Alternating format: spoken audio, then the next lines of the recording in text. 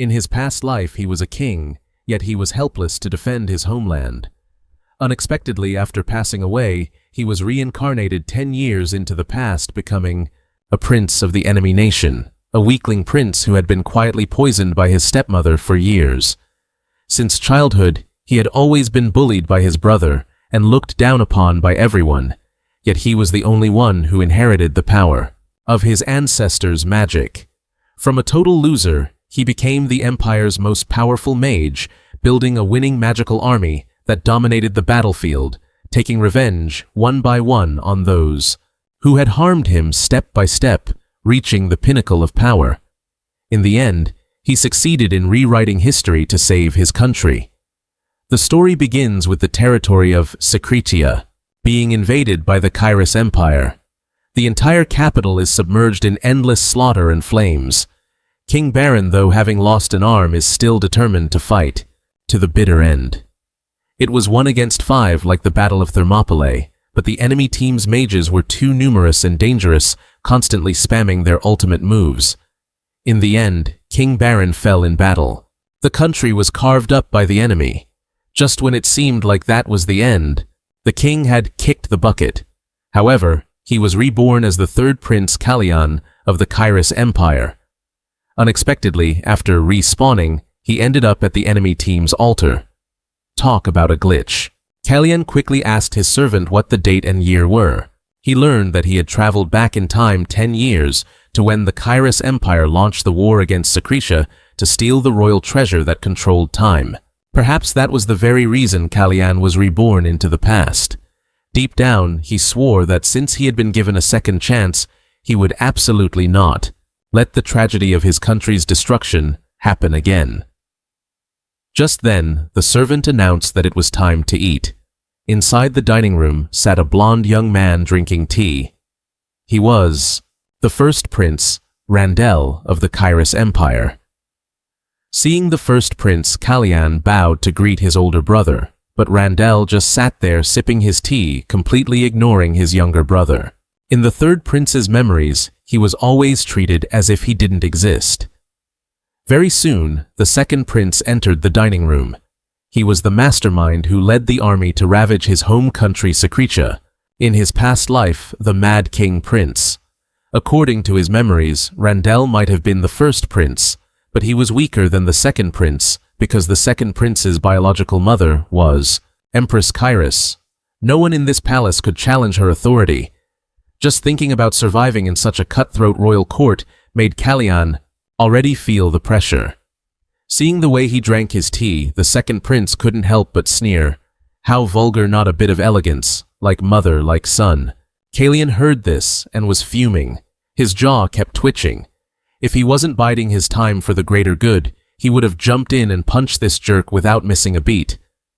Noticing the murderous look in Kalyan's eyes, the second prince immediately flew into a rage and shouted, "How dare you look at me like that?"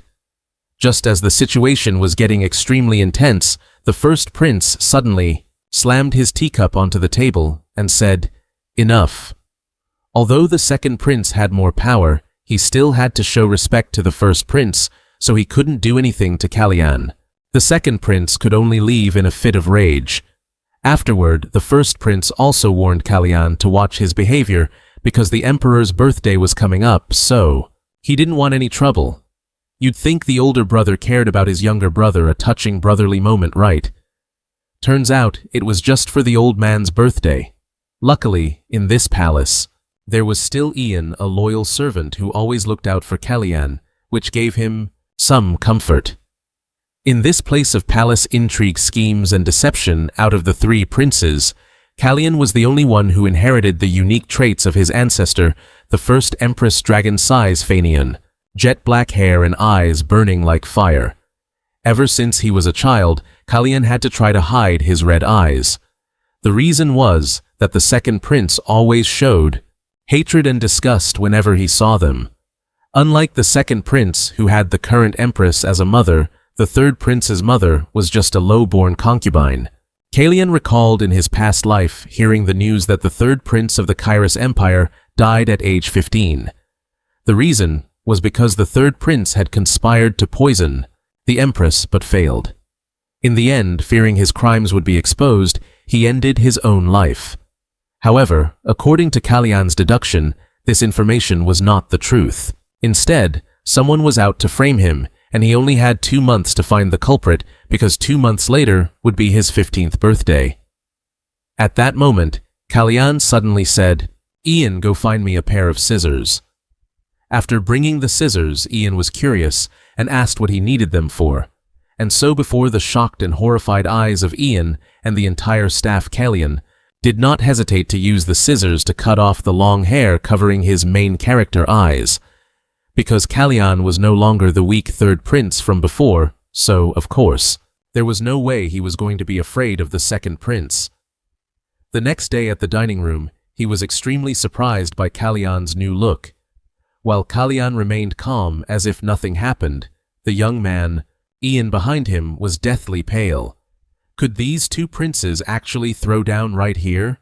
It really is like, when buffaloes fight, the grass gets trampled. Facing the furious second prince, he still calmly sipped his tea, his red eyes looking straight at him without flinching. The second prince turned purple with rage. He didn't expect his weak younger brother would dare to stand up to him today. In his fury, he grabbed a knife from the dining table and threw it at Ian. The knife flew very fast, but Kalyan's hand was faster. He caught it before it could hurt Ian. Despite his own hand bleeding, he only stared intently at the second prince. Seeing this, the prince said, "That was just a slip of the hand." But his face clearly said, "I threw that, you mad. What are you going to do about it?" Ignoring that provocation, Kalyan personally returned the knife to him, showing the respect of a younger brother toward his older brother.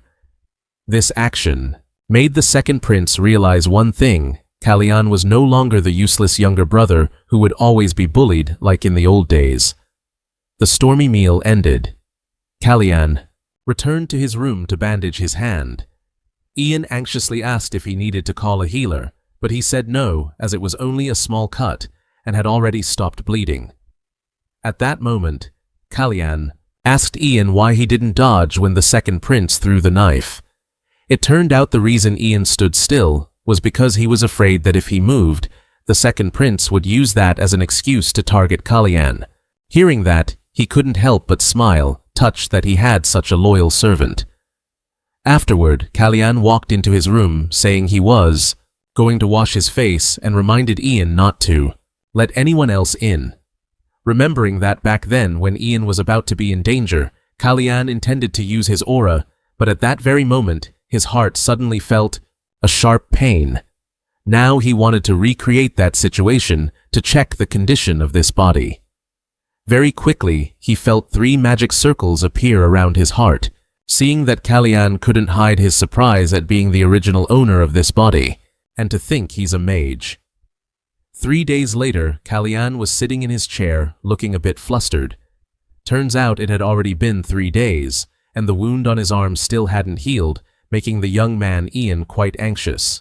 Ian people are concerned about their own pain more than others. Ian truly is a quality subordinate. Shortly after, the royal tailor arrived to take Kalyan's measurements to prepare his outfit for his upcoming coming-of-age ceremony, but the moment he saw the third prince, he was startled because the third prince's face looked just like his mother's. Kalyan was used to it though. Ever since he cut his hair, he always encountered reactions like this. Previously, the third prince had endured much suffering just because he looked like the mother he had never met. That was the reason the original owner began to hate looking at his own face, to the point where he destroyed every mirror in his room. While letting the tailor take his measurements, he couldn't help but wonder. The Karis royal family were descendants of dragons, inheriting healing powers and magical abilities from their ancestors. In other words, the wound on his arm should have healed a long time ago, but it still hadn't. And every time he used mana, his heart felt a sharp stabbing pain. At this point, if he met an assassin and couldn't use mana, he'd really be toast. They'd just snap his neck in an instant and send him straight to the afterlife. Kalyan was intending to find someone knowledgeable about mana. To ask about it, he heard the tailor accidentally mention the emperor's birthday. His head immediately clicked. If it was a royal birthday banquet, that person would definitely come. He is a great mage. Ellen Mannison, one of only 3 or 4 people who are 7th Circle mages and the idol of all mages in the past. Ellen Mannison had been invited to the king's birthday banquet and visited Karis, and the stories of a mishap that led to him being turned away at the door had reached the neighboring kingdom Secretia. Ellen Mannison, who couldn't attend. Festivals became an 8th Circle mage 10 years later. He was also the only person on the continent who could do that. Kalyan sat in a corner of the room thinking about him. When it came to mana knowledge, no one could surpass him. He could help him with the issue regarding this body. He didn't know what the mistake was, but Karis also didn't treat mages well, so he didn't know if he would agree to his proposal. The reason thousands of knights refused to join the kingdom of Karis was because of the influence from Branch's maternal family, the Brizzen family. Even just controlling the power of Brizzen was enough, but he still needed the strength of the mages. If he could bring Ellen over to his side, he could prevent the Branch war. After a while of thinking, enough. He stood up abruptly, sighing as he looked at the servants before him. They were extremely excited about choosing outfits for the grand birthday banquet coming up. Aren't these ribbons too small? I like the big ribbons, like the sample. Shouldn't we add lace? Kalyan, however, made a very simple request. No ribbons, no lace, nothing at all. Slick hurriedly obeyed. On a beautiful morning, Kalyan sat by the window, enjoying a cup of warm tea to start a new day. In just a short moment, he had finished the whole cup of tea. He sighed, thinking to himself that he was gradually getting used to this life. His arm had also healed quite a bit, and Branch had ignored him, so that was even better. Ian carefully informed him of the day's full schedule. In the morning, you have a riding lesson, and in the afternoon, you have a dinner appointment with the Empress and Viscount Bryson. He asked back in confusion.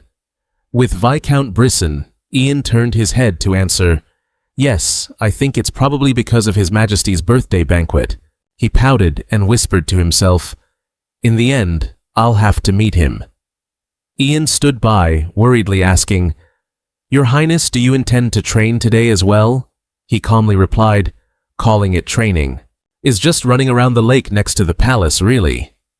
He gave a radiant smile to reassure him. "Don't worry too much. What could happen? A campus spanning, wide and vast, where birds fly until their wings break, appeared before us."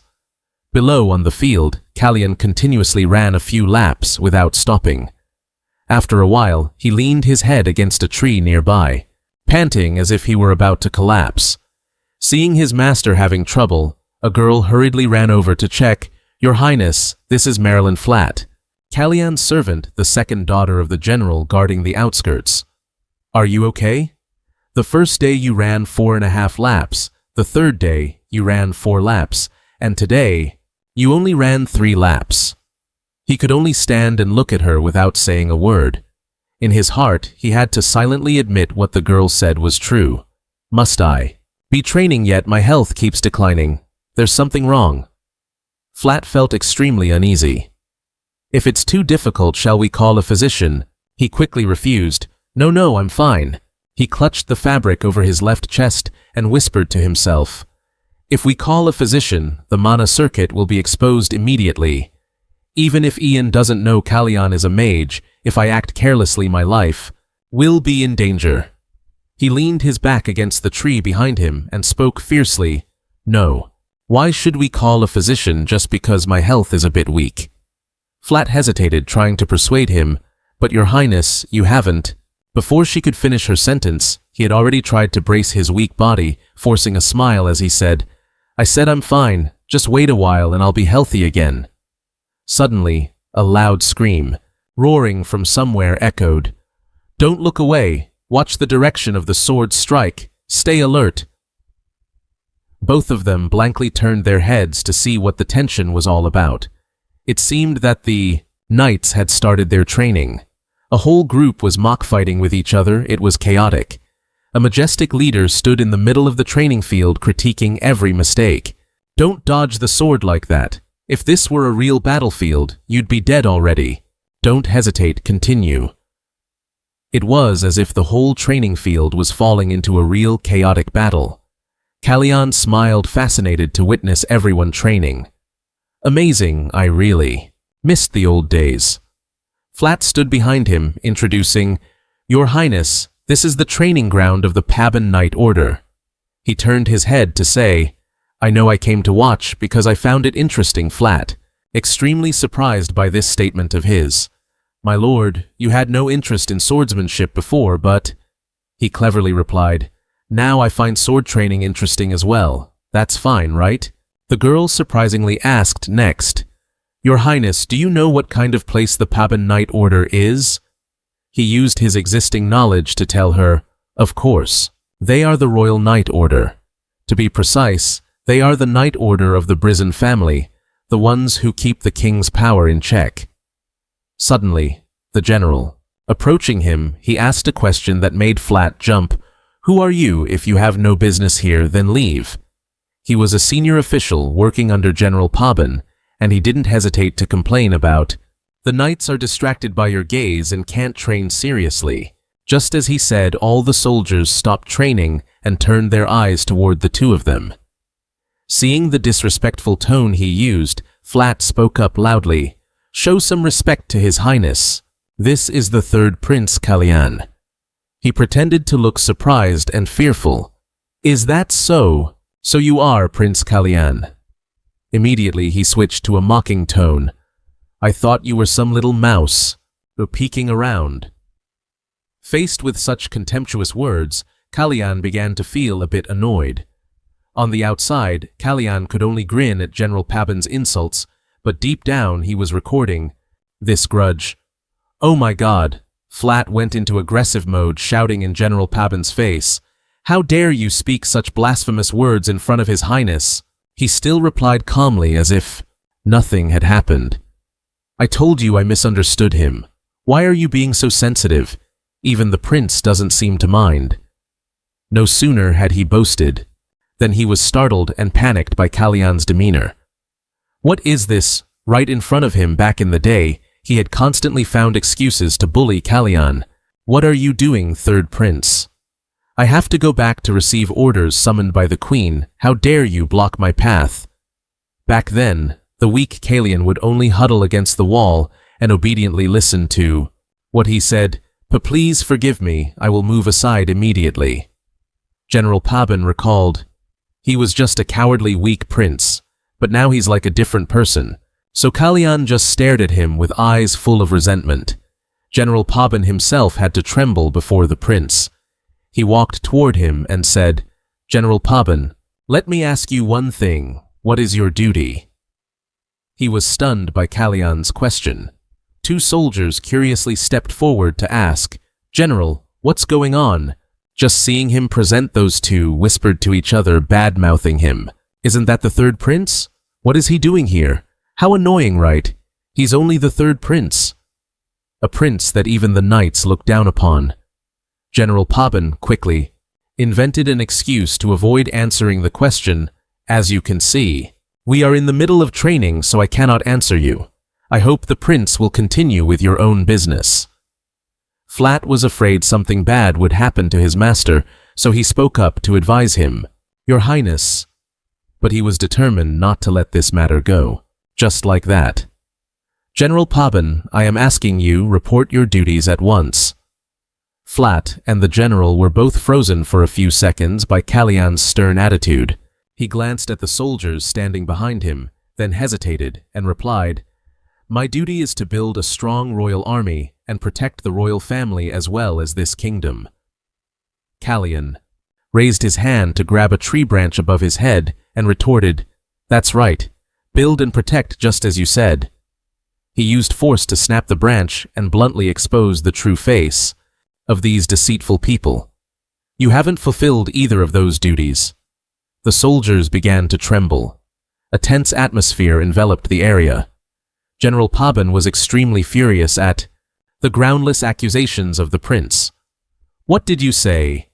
He walked up to General Paban and frankly pointed out the flaws in his training. First, building a strong royal army, according to what I have observed. To be honest, Your troop training is an absolute mess." Just as he finished, a massive surge of power flew toward them. By a miraculous method, he was able to teleport behind General Paban and prepared to attack him. With his sharp eyes and good intuition, the general immediately realized someone was intending to strike him from behind. "If I can't block that attack, I'm going to meet my maker." Just imagining that scenario made him tremble with fear. He immediately drew the sword from its sheath. As soon as Kalyan brought the piece of wood close to the general's shoulder, he quickly used his sword to parry it. He broke out in a cold sweat, glancing at the thin tree branch.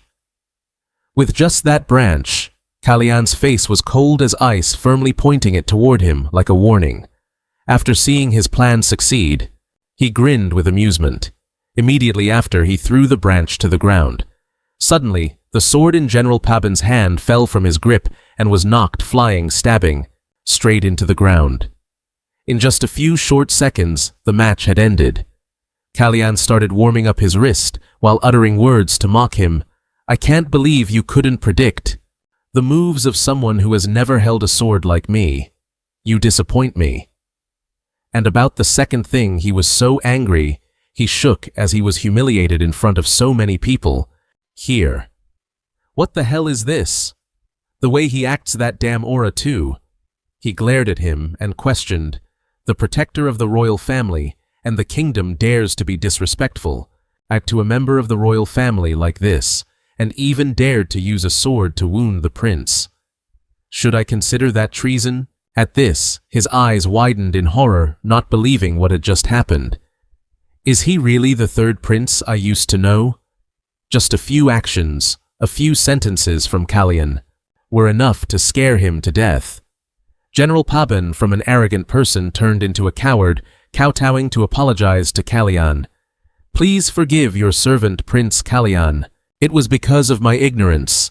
I never had any thoughts of treason."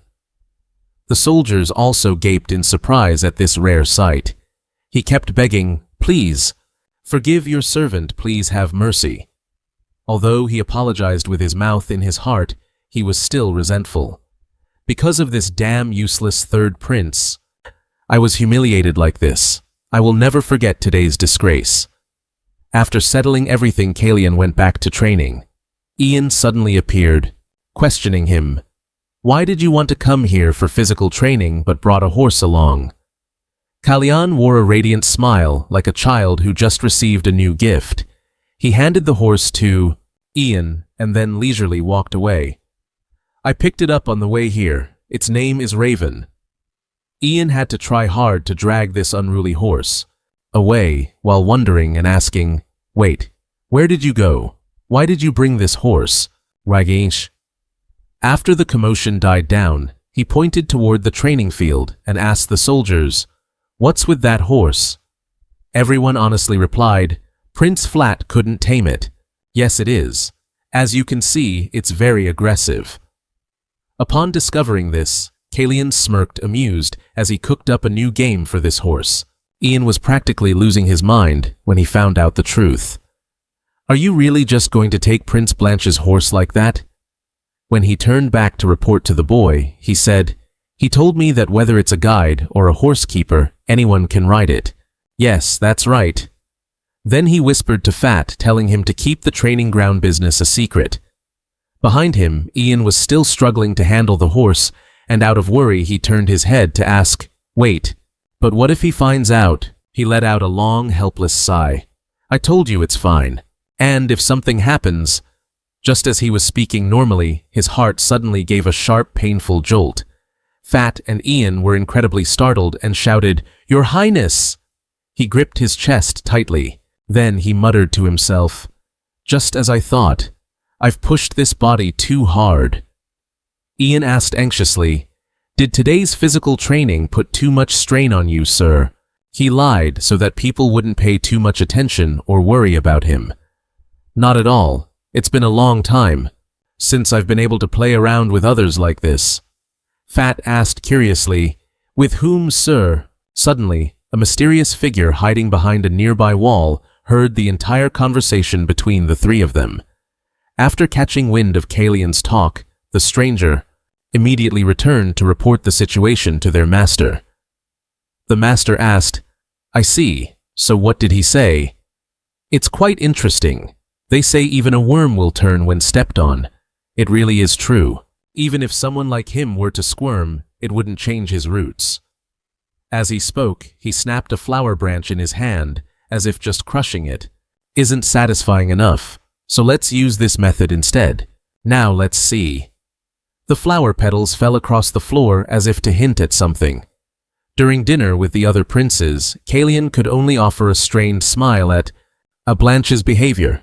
This atmosphere is truly impossible to adapt to. It's like this every single day.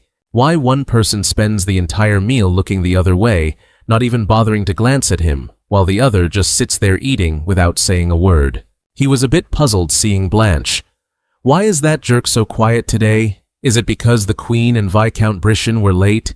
Surely he can't be so unable to control his own expressions, right? He's still so childish. A woman in an incredibly luxurious dress suddenly appeared, slowly entering the prince's dining hall. Everyone fixed their attention on the door. This scent, the scent of white flower petals, seemed to be lingering in the air. Kalian wore an excited smile. He seemed to have been waiting for this person. Finally, she arrived. The person who truly holds the power of this kingdom, Celeste Brishan, the current queen of Kairos.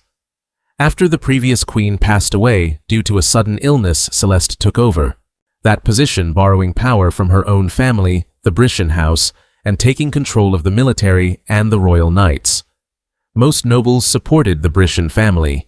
That is why Celeste's power grew greater and greater, and as a prince with no power whatsoever, Kalian had become a laughingstock even to the commoners. Viscount Renong stood behind her, grinning from ear to ear, and asked, "So, Celeste, shall we reach that agreement with General Pebin?" She answered immediately without a second thought. Compensate him enough. He immediately took the order. Yes, I understand. Celeste spoke up to remind him, and from now on, don't report these minor matters to me again. Honestly, do I really have to pay attention to such trivial things? Kalian sat in silence, listening to the conversation between the two of them. The atmosphere in the dining room became more tense than ever. Suddenly, Celeste took the initiative to call out, "Kalian, you've grown quite a bit lately, haven't you?" He wore a cunning smile at her compliment. This reaction, he placed his hand on the glass of red wine on the table and answered modestly, "I haven't grown that much yet." Having guessed it already, he confidently looked straight into her eyes and replied, "I'm sure I will grow even more in the future." Celeste was startled, surprised by Kalian's clever retort. Even Randell had to glance over at him. In just a split second, the way she looked at him gradually began to change.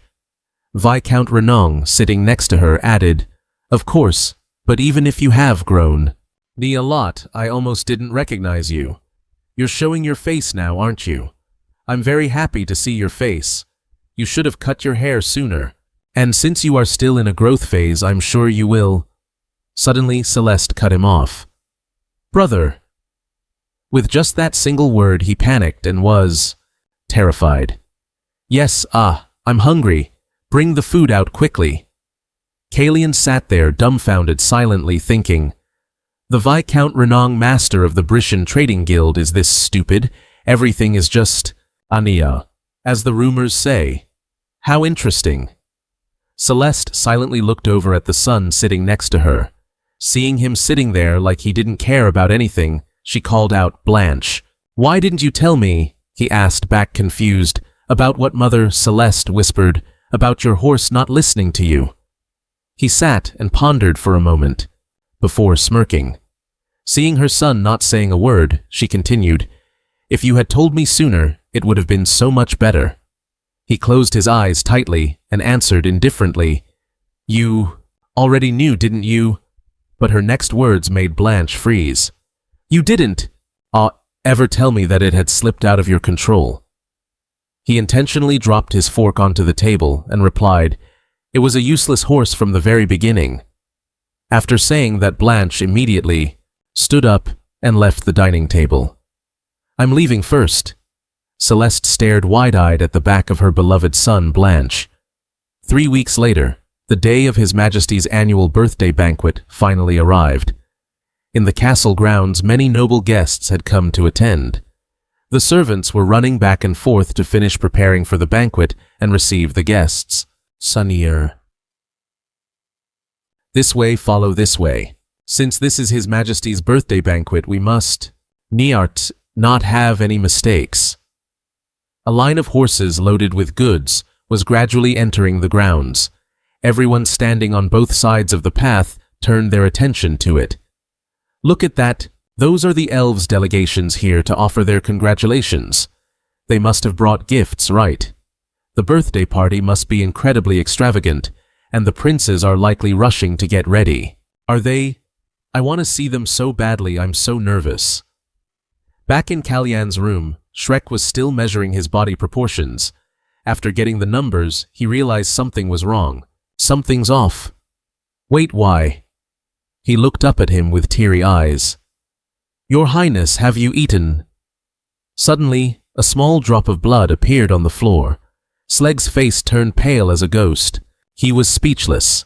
With all his might, he called out, Your Highness, as he saw Kalyan's nose bleeding uncontrollably. The young prince just stood there, bewildered, not knowing what was happening to his own body. Kalyan looked down in shock at the blood dripping onto his palm. The servants saw it and rushed over frantically. Your Highness, Ian, quickly bring some bandages.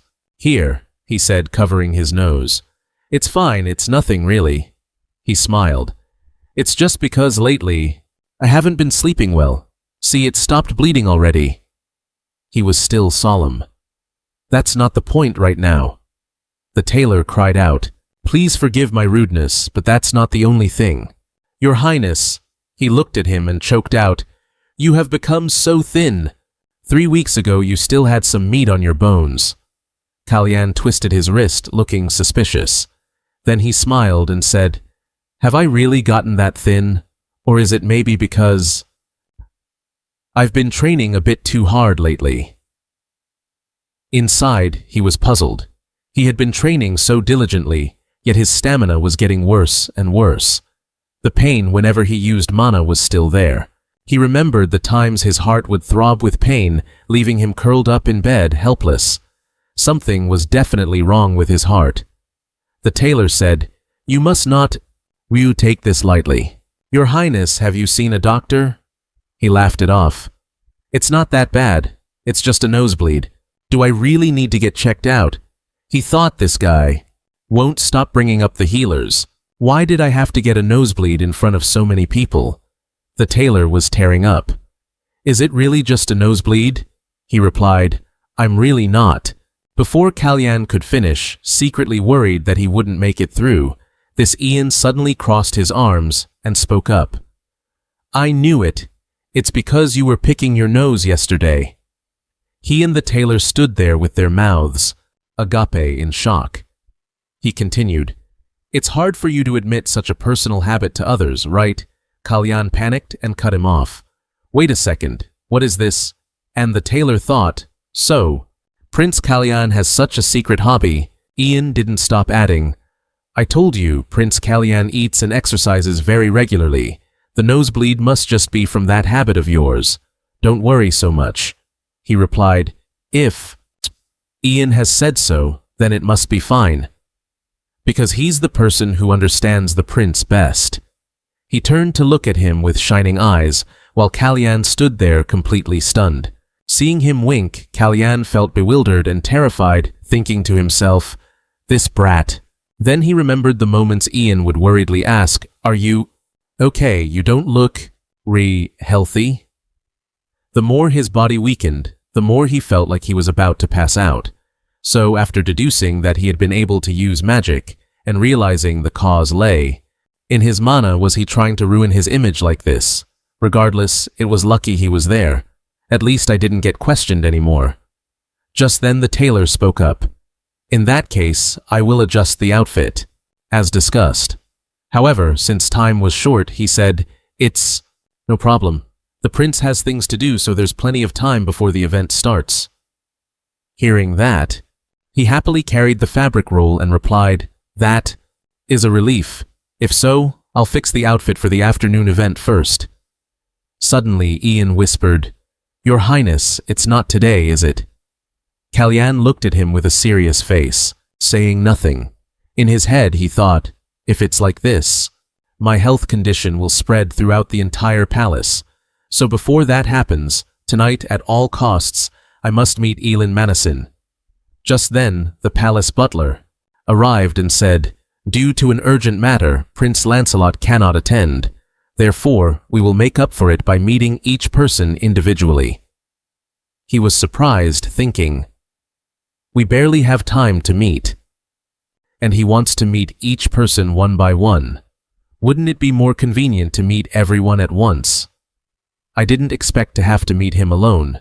A bit worried, he then led the way for him. "Please enter, Your Highness. His Majesty is already waiting." At this moment, King Karis was intently reading a stack of documents. Kalyan walked in, bowed, and said, "I wish to greet His Majesty."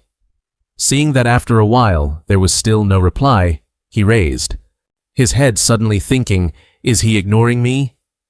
Even though I don't know anything about Karis's etiquette, I am sure this behavior is very rude. Just then, he finally spoke up. "Sit down."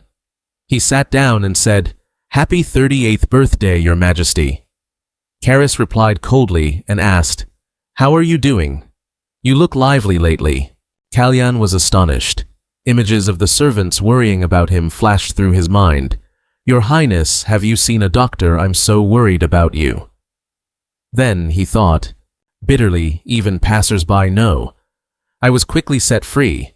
Now I know the reason he wants to meet everyone individually. Even if no one has time, if he met all three princes at once, he would have to focus on the conversation. So meeting them one by one is more effective because spending time listening to his sons congratulate him is just a waste. The more I know about this family, the more I see that this is a total mess. A father who doesn't care about his children. The eldest prince is a reckless guy. He remembered Blanche's gestures. "Your Highness, we can all smell the alcohol." He ordered, "Shut up." The second prince is a rude person, and the rest is the queen. The emperor said, "You are a bit late." She calmly replied, "Well, it has to be this way." She is someone powerful enough to look down on the king. Among them, there is someone trying to destroy him. The event will start soon. Just the beginning. Let's see who it is. Who sent the assassin to kill me? Kalyan appeared before all the people. They whispered among themselves, "Have you heard the news? Just recently at the plaza, Prince Kalyan." Someone else replied, "I've heard the rumors too. He appeared before his subjects looking completely different, didn't he?" Compared to those days, the second prince looked like he was drunk. He thought to himself, "Oh boy, here we go again. I guess I can't really change much. People are busy doing big things, but there is something strange. Doesn't everyone see it that way? It's not like the past life. Something has changed right now." There were voices. The third prince, Kalyan Zan Karis. He slowly stepped out to the surprise of the crowd. Their astonishment was plain to see. "My God, the rumors are true. That's the prince with black hair and red eyes, just like Safanian. He's cut the long hair that used to fall over his face, and he's wearing a red hair accessory too. Perhaps this is a declaration that he will no longer hide." Kalyan heard those whispers and smiled. Ian, standing nearby, whispered, "Your Highness, why are people—" He looked at a few people who were present at the banquet. Seeing this, they glanced elsewhere. He continued, "Why is everyone staring at your outfit? Just as I thought, it's because I look so good in it, right? If Seton could see it, she'd surely be happy." Kalyan was surprised by his guess and had to explain. "They are staring and wondering why a third prince like me would wear jewelry like this. Do you know how hard it was for me to stop that guy Lucky? It only went this far. If you'd worn all of that jewelry, it would have looked even worse," Ian remarked. But seeing how sharp he looked, he thought helplessly, Those two don't have a clue, that's why they picked that hair accessory so carelessly. And then, the two walked on. He said, "By the way, Ian, you said your family is also currently in Caris, right?" He replied, "Are you still remembering that my lord, my sister, and my father, who have gone back to the countryside while the rest are living in Caris?" He said, "Ah, do they come to visit the royal palace?" He replied, "If they receive an invitation, yes. By the way, when should I move Raven to the royal garden?" In his mind, I think it seems like he doesn't want to answer. Kalyan also thought there were some things better left unsaid. Then he said, "For now, let's just wait for the right moment. Do you see, Ian, that I am looking to meet someone?" Ian was surprised. "The person you want to meet, my lord." He signaled for silence. Then he said, "Do you know why the ballroom is called the Siegfried Hall?" He felt confused and answered, "Of course, my lord. It is named after the surname of the first patriarch, who was also one of the 8 heroes of the war, Duke Kitros Hans Siegfried. The only ducal family Caris Siegfried. Even though they possess powerful influence, they have remained loyal to the royal family for the past 500 years. One heart, one mind, protecting the territory of Safanian." Kalyan thought back to when he was young. He had been very impressed by this story. Ian said in a low voice, "Your Highness is the person you want to meet." Him. He replied, "That's right. The person I want to meet is..." Suddenly, a loud laugh erupted below in the hall. After that, the person said, "Summer nights in Siegfried are truly a timeless classic." He whispered, "Coincidentally, he is actually here." The man introduced himself. "I am Duke Sleiman Hans Siegfried." He said, "Is that so?" Kalyan thought happily. "A family as loyal and long-standing as this is exactly the type of person I like. Should I test your sharpness then?" He stealthily released a burst of energy. The Duke sensed it immediately and turned his head. He stared straight at him. Kalyan released his hold and thought, as expected, he found out immediately. Just after releasing a little bit, Ian suddenly said, "It seems like Duke Siegfried is interested in you." He continued to think, after all, he is one of the 5 saints on this continent. He wouldn't be that petty. Then he said, "I am sincerely grateful, but it's still too early. Just pretend we didn't notice." Then the two went inside. Below in the hall, King Caris raised his glass of wine and said, "Thank you all for coming to celebrate. Please enjoy the night." Everyone clinked their glasses together and said in unison, "For Caris." At this moment, Ian and Kalyan had already climbed out of the window using a rope. He mounted his horse, stroked its mane, and said happily, "Raven really is well-behaved and gentle." He replied, "Don't be fooled when you're not here." He continued looking at Raven's agility. "It really is smart, isn't it? I just need to get to the front gate, right?" He replied, "Yes." While waiting there, suddenly at the entrance, the soldiers said to someone, "Without an invitation, you cannot enter." The other person replied, "I came from afar to join the festival." The soldiers continued, "You cannot enter. Get lost." Kalyan was delighted. "He's here." At this moment, the other person asked, "Are you sure you want to stop me from entering over just a card? I am Elin Manasin." The guards were shocked and blurted out, "Elin Manasin." They looked at him for a moment and then looked at each other silently, signaling. One person stepped out and said, "Even if you are Elin Manasin, you must have an invitation to enter." Hearing that, he gave a cold laugh. His gaze became extremely sharp as he scolded, "So Caris discriminates against guests based on their appearance." Kalyan on the side saw the situation before his eyes and felt a bit confused, thinking, what's going on? Judging someone's attire to discriminate is truly a problem, but it seems like Elin Manasin is intentionally causing trouble. It seemed he was trying to find an excuse not to come to Caris. On this side, after hearing the guard's response, Elin Manasin pulled his horse around to leave. Before leaving, he said, "Make an announcement." "All right then. I'm heading back." He saw him preparing to leave and was a bit startled and flustered, thinking, if we let him go like this? While he was still deep in thought, Ian standing beside him didn't stop, worrying, and said loudly, "No, you can't. The king has ordered that no one is allowed to leave while the festival is going on." Seeing the man's back moving further and further away, he frowned, worried. If it's like this, I'll lose track of him, he thought, then pointed toward Ian standing nearby and ordered, "Find a way to stop the soldiers." As for himself, he quickly spurred his horse to chase after the person who had just left. He kept saying, "Let's go, Raven." Ian standing behind was startled and terrified by this action. By the time he reacted, both man and horse were already far away. He could only shout, "Your Highness." The soldiers, seeing him riding his horse and intending to run out of the city gate, quickly took a defensive stance. One person said loudly, "Your Highness, quickly dismount. The king has given orders." Who gave them permission to leave? Ignoring their protests, he galloped his horse at full speed, charging straight past the guards and out of the city gates. The soldiers were thrown into a panic. "The prince has left the city," they shouted. "Quick, get the horses after him." Ian, listening from behind, was incredibly anxious.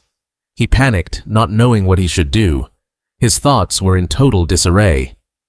What do I do? What about?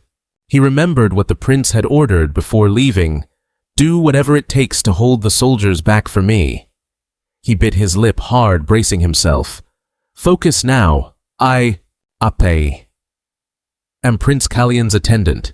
I must protect His Highness at all costs. It's my duty." He suddenly shouted, "Stop." In the dim light of the festival, he stepped forward and said, it was Duke Sith Freak himself who authorized Prince Kalyan to leave. The soldiers were stunned. "Who are you to dare call the Duke by name?" He slowly removed the hair tie from his head and said firmly, "I am Siroyan Sith, Freak, the eldest son of Duke Sith Freak." In the quiet of the night at the palace, a crisp laugh rang out. The man slapped his thigh and laughed heartily. Ian, sitting nearby, felt incredibly embarrassed, his face turning bright red. A moment later, unable to hold it in, he gritted his teeth and said, "There's nothing to laugh about, Father." Duke Sith Freak finally stopped laughing. He wiped tears from his eyes, still chuckling, and said, "Forgive me. I couldn't believe my own son would make such a clever move." Then he pressed Ian's head down, rubbing his hair vigorously. "My son leaving home just to raise some brat." "Father!" Ian cried out.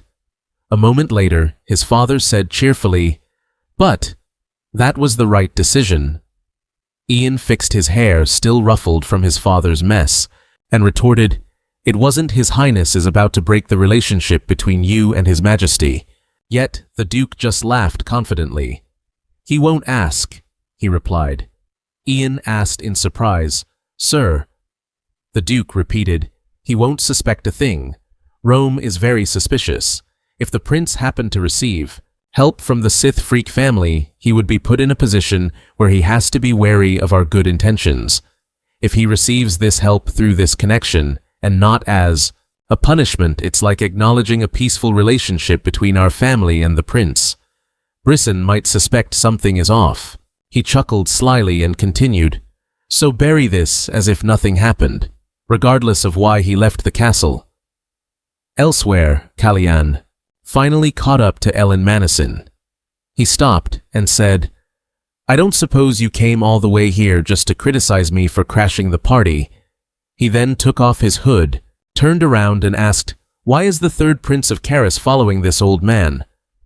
Seeing his face, Kalyan couldn't help but be startled, thinking, "They say if you touch the seventh magic circle, there's a chance of reverse aging.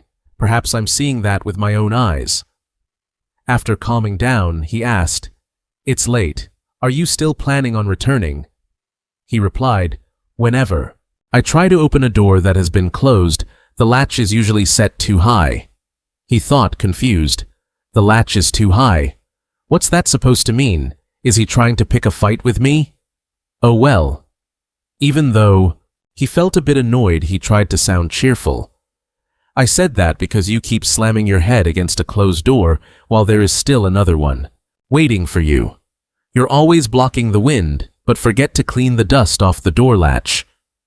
You mean, where did you hide the invitation? I didn't think a guard would make such a mistake, just because the master wanted to stop outsiders. Ellen heard him and asked, puzzled. He didn't apologize at all, and he's even judging me. Is he just straightforward, or is he rude? Then he smirked and thought to himself, what an interesting prince. When we first met, that look in his eyes, that wasn't the gaze of a 14-year-old. Then, as if he realized something, he widened his eyes in shock. After that, he called out, Your Highness. Seeing his sudden change in expression and behavior, Kalyan was confused. A second later, Ellen Manasin grabbed his arm and said, Allow me, Your Highness. Kalyan, not knowing what he was planning, shouted, What are you doing? A surge of energy flowed from his hand into Kalyan. Kalyan suddenly felt his heart ache terribly. His face was covered in sweat. He gritted his teeth, enduring the pain, and clutched his chest. At that moment, Ellen reached out to grab Kalyan's wrist. Ellen's mana was pouring directly into his body, making his heart contract in excruciating pain. More and more mana. Ellen poured in, making it unbearable for Kalyan. He shouted, waving his hand, pushing Ellen away, and then he retreated. Ellen, sensing something, said, Even if one door closes, another one will open. Kalyan, hearing this, thought to himself, Has he already discovered the state of my body? Then Kalyan said to Ellen, Another door will open, huh? Yes, you're right. Starting from a certain point, in time I could no longer use mana. Ellen, hearing this, thought, No, the problem isn't the mana. Does he really not know that?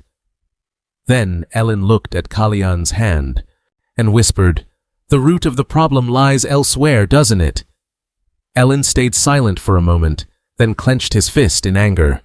He thought back to Karis, treating mages very poorly, even though they were descendants of dragons. A grand mage coming personally to a family like this, intending to teach those in this country that they shouldn't lose a grand mage if they have one. However, could my meeting with this young prince who is standing in my way be fate? After thinking for a while, Ellen asked, Why do you want to find me? Hearing this, Kalyan calmly replied, The matter is, and he thought, If I lie, he'll know right away. Then he said, Ellen Manasin, I want to take that name. I believe that soon my life will be threatened. Ellen, hearing this, thought to himself, It's not that I don't know the third prince's situation. Everyone hates the prince. Everyone is his enemy. Suddenly, Ellen used magic to create a circle surrounding both Ellen and Kalyan inside. Kalyan was startled, thinking, A silence spell, he's casting magic without even chanting. Is it possible he's a seventh circle mage? Ellen then asked, Is your goal simply to prevent that from happening, or are you trying to find a way to nip the problem in the bud? Kalyan dismounted and smiled, replying, For now, I'm just trying to prevent it from happening. Ellen exclaimed, For now. Then Kalyan continued, But I also want to resolve the root of the problem once and for all. To achieve what I want, even if I have to sit on the throne, I will do it. That's all. Ellen just gave a bitter smile, thinking, The throne, for him, is just one of the choices to achieve his goal, is it? So he's just a prince with a body that's slowly wasting away. Then Earl looked at Kalyan, who was smiling, and thought, A prince with a personality just like Stephanian. A prince who needs me to achieve his goals. How interesting. Then Ellen turned to Kalyan and said, Then send me that invitation again. Show me what you can do. Hearing that, Kalyan smiled. He knelt on one knee and declared, Kalyan Zankaris, I formally request to be your apprentice. Ellen replied, Prince, I, Ellen Manasin, accept your invitation. Your invitation to save you, that is. Meanwhile, at Ian's place, he asked his father, "Father, are you sure those people in the palace don't know who I really am?" His father Suleiman laughed heartily and replied, "I told you I've handled everything perfectly. You don't need to worry." Ian sat there propping his chin up deep in thought and responded, "I suppose you're telling the truth, father, because if not, I wouldn't be able to stay by the prince's side." Suleiman answered gently, "That's right. You're a member of the royal bloodline. How could you be anything but strong, like father, like son?" Ian fell silent for a moment before asking, "And how is Leah doing?" Suleiman replied, "She's doing an excellent job in the position of lead branch manager that you left behind." Then he stood up, stretched, and continued, "Anyway, if you get tired of playing nanny to the prince, you can return to your old position whenever you want. It'll probably be a while before we meet again, father." Ian kept his head bowed to the ground and replied, "What did you say, father? We'll meet again in 3 months." Suleiman responded softly, "My son, are you really thinking about giving up your position as the prince's attendant?" Seeing that he didn't answer, he pressed him, "Are you truly planning to quit being that brat's servant?" Ian sat still, clasping his hands together. Then, Ian hesitated and answered, "He will turn 15 soon." This foolish son of his. It left a father like him unable to do anything. Seeing Ian looking so gloomy, he started a conversation. "My son, do you know the nickname of our Schmidt family?" Ian was surprised that his father asked, and before he could answer, he said it himself. "Exactly as you said, the giant elephants. It's been a long time since we competed for the throne, but we are powerful and are seen called the kings of beasts, the ones whom even monsters dare not touch." Ian sat silently listening to his father, looking confused. Why suddenly, at this time? His father put his son in a headlock and laughed loudly. "Why, I'm talking about our name, the thing you sold out. We are powerful, so just do whatever you want." Understanding his father's heart, Ian couldn't help but smile happily. Suleiman continued to tease him, hugging Ian tightly. "Anyway, this brat makes me worry about you so much," he shouted and struggled. Stop it, father. It hurts. I'm about to die." After a moment of fooling around, Ian straightened his clothes and said solemnly, "Anyway, Duke Schfriss." Hearing his son call his name like that, he still teased him. "Duke, why so formal?" Ian bowed politely. "Then, until we meet again, father." Watching his son's back gradually fade away, the father fell into deep thought. That stubbornness of his, truly a member of the Schfriss family. At that moment, he remembered Ian. He smiled slightly. Since when did that brat get so big? He looked up at the moonlight and sighed, wondering what the boy was planning. At the Grand Palace, a luxurious carriage was pulling up. This arrival caused the residents there to whisper, "Oh my God, I'm not seeing things. Is that really that crest? 7 silk flowers and a silver wand. I heard his contract with Rabaron ended, but why would he come to Caris instead? Isn't it obvious? Because he went through the same thing, didn't he? If it weren't for his relationship with King Rabaron, he would have been abandoned too. Is it because of those rumors? That's right, isn't it, Ellen Madison's son?" Just then, the person in the carriage stepped out. Ellen Madison stepped off the carriage, slowly looking at the surroundings. He smiled. "My new student has done some very cute things." Recalling what the boy said last night, Kalyan had said excitedly, "Understood, master. Exactly at 9:30. You need to get there and open the door at that time." Manazin guessed, a plan to compete with the prince's Brizen family, that won't be easy. He's waiting for the right time to introduce himself to the nobles and play the game. After standing there for a moment, someone came out to greet him. "I am quite surprised by your sudden visit. Mage Ellen Manassin the prince is waiting." The butler led a group of servants to welcome him. Inside, someone was already waiting. King Roman was having tea and chatting with Ellen Manassin. He was surprised. "What did you say, a place to stay?" "You, Ellen Manassin, in Caris." Ellen Manassin replied calmly, "That's right. I need a place to stay here in Caris." The king fell silent. his mind racing. To stand against Suleiman, I think I need power like Ellen's, but to think he would make this kind of request. What is he planning? Sensing the king's unease, Ellen Manason spoke up. To be honest, last night at the square, I saw a black cat with red eyes. He is quite intelligent, so I thought I should teach him a few new things, but I don't have a place to stay. Roman asked seriously. What exactly do you intend to teach the prince? Ellen Manason replied slowly. Magic, of course. Not only that, but I also intend to create an environment that the cat will like. If I want to do that, I need help from the head of the house to clear the place up a bit. The king could not refuse this offer and asked cautiously, Will you be able to handle him? Ellen Manason replied immediately. I have already decided to take Kalyan as my apprentice, so Brizen cannot stop me, and I won't be able to just teach the prince magic alone. So if this board master decides to help your prince, they won't be able to stop me. All these thoughts were the prince's genuine invitation. Suddenly, King Roman clenched his fists and stood up, saying, Very well, I will provide you with a place to stay. This house is already very cluttered, so I can't let it get any worse. But for some reason, I am quite curious. I heard that child isn't special.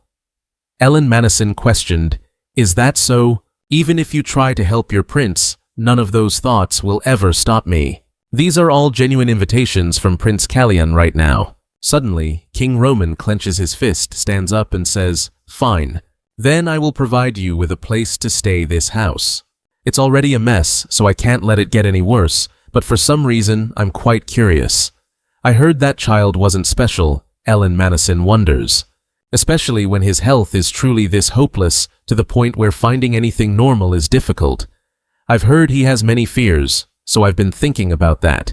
That child who even seems afraid of horses chasing after you. But why?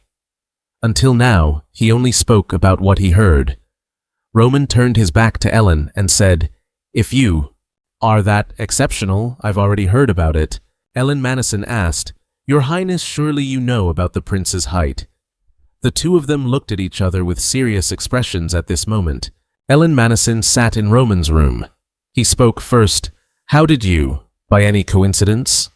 Do you know how tall the princes are, your majesty? The emperor, hearing this, stood frozen, unable to respond. Ellen saw this and thought to himself, As expected, he doesn't know anything at all. Then Ellen stood up abruptly, slapped his hand on the table, and continued, Depending on the time, attention can be a deadly poison, and indifference can be a cure. However, being busy is not a good excuse, your majesty. Then the two looked at each other in silence. The emperor then spoke up, Master Manason, I will overlook your lack of decorum, assuming it stems from your concern as Kalyan's teacher. It is ridiculous that I even have to explain this, but I truly care about the princes, especially that child Kalyan. He is truly my most beloved child. I think we should end this conversation. At that moment, Ellen snapped his fingers, creating a red magic circle, a silence spell that blocked Roman, taking him by surprise. After that, Ellen said, Enough small talk, take a look back. Roman, seeing this, became a bit angry, turned around and said, What the hell are you doing? How can you use magic in the royal hall? Ellen didn't care, and continued, His lips are parched, his breathing is irregular, and his skin is pale. His fingertips are turning blue. His clothes were tailored very hastily. How long does it take to make a set of clothes? About a month. They have been taken in to fit a body that has lost a lot of muscle mass. He tries to get up, but cannot even pull his body off the bed. With his eyes squeezed shut, he feels dizzy. Roman, upon hearing this, exclaimed, Impossible. But Ellen continued, If you keep acting like a bystander, you will lose everything. At this moment, another servant brought tea to Kalyan's room. She called out, Ian, it's almost noon, yet the prince still hasn't even had his morning tea. Ian, seeing this, smiled and replied, Please give it to me. I will take care of the prince if he happens to cough. Then Ian brought the tea tray in for Kalyan. Kalyan was writhing in pain on the bed. Seeing this, Ian whispered, He's still sleeping. Was yesterday too much for him? Suddenly, from behind, Ian Ellen appeared out of nowhere. He asked, "His Highness hasn't woken up yet, has he?"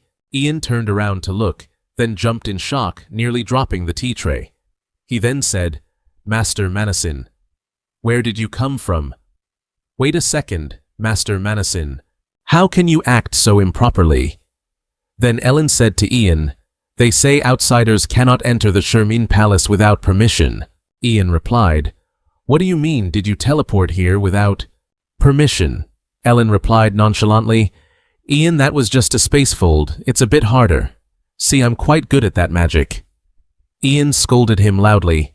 "Now is not the time for that. Anyway, please leave. The prince's health is still—" Before he could finish, Ellen interrupted. "You know me, don't you? You've been to Rabaron for several years. You thought I wouldn't recognize you just because you grew up little boy." Ian, hearing this, thought of his father. He was afraid his father had told others about the matter, that Ian and his father had hidden.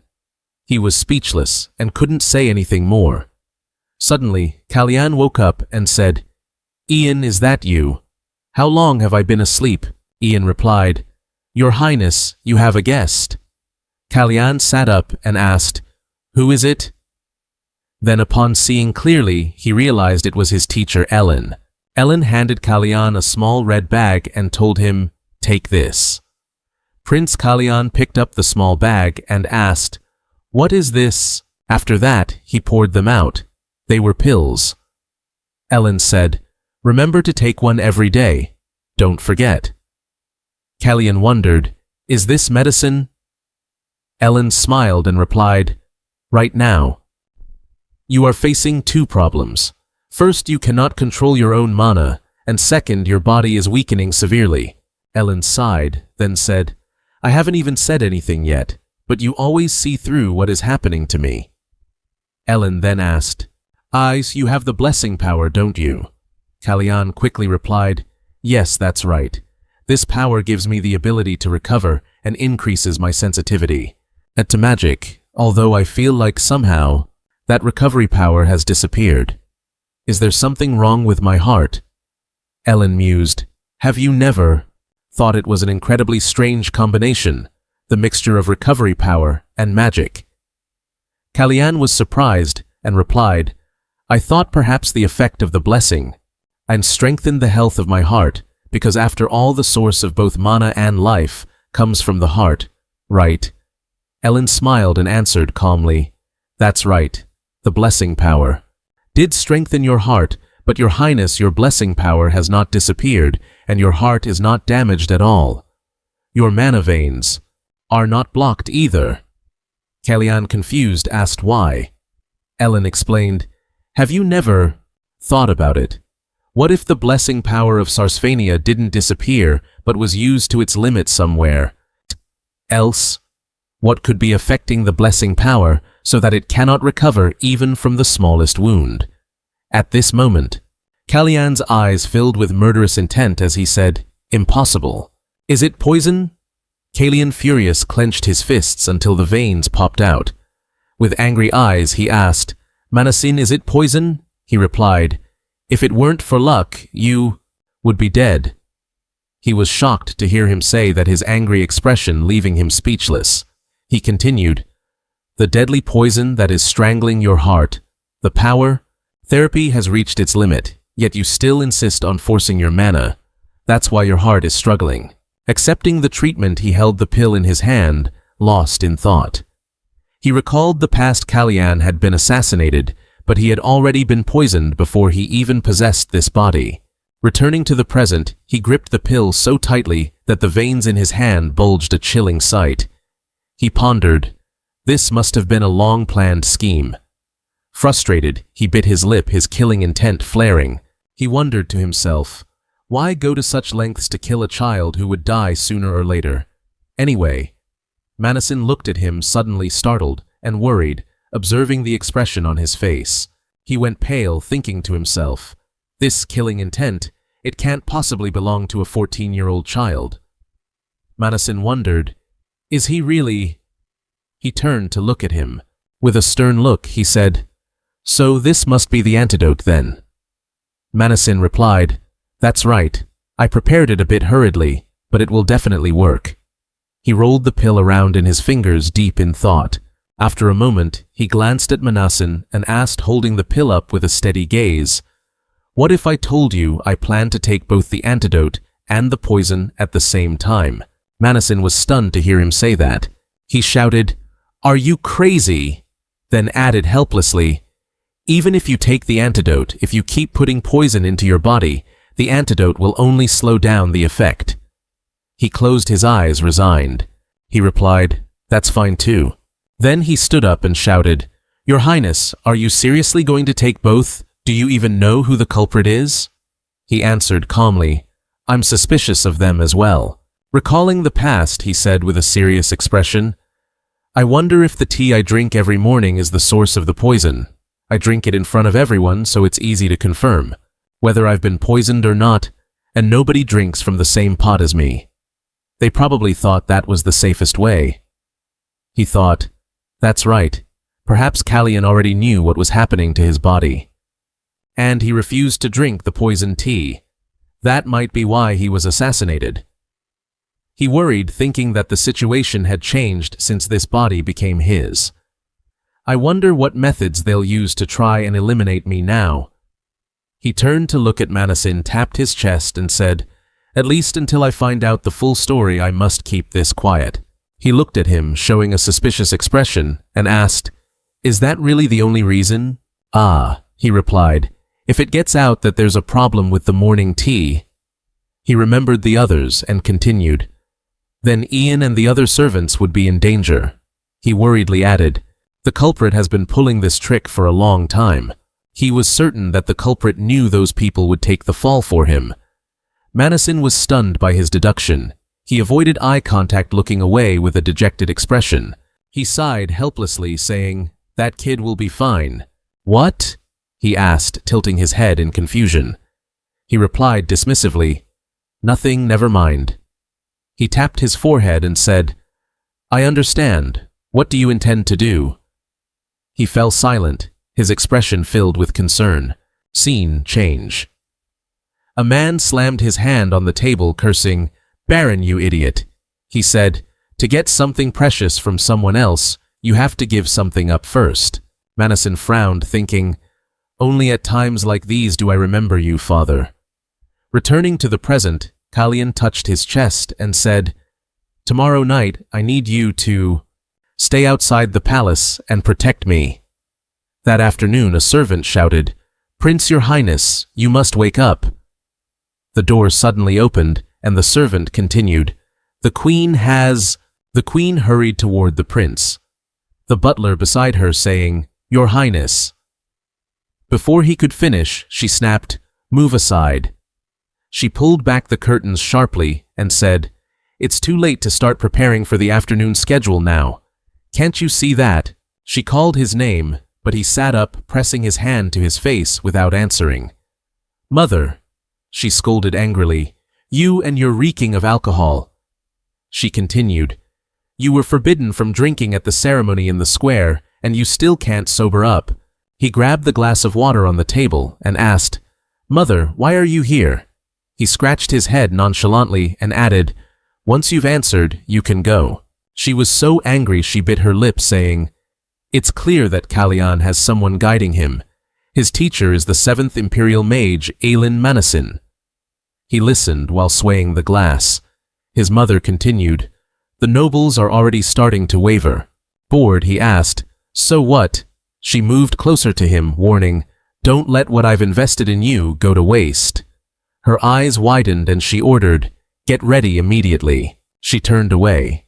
He continued, "There are so many eyes judging me today." She waved her fan, signaling the servants behind her. The servants immediately bowed to receive her orders. She said for the last time, "Don't let me down."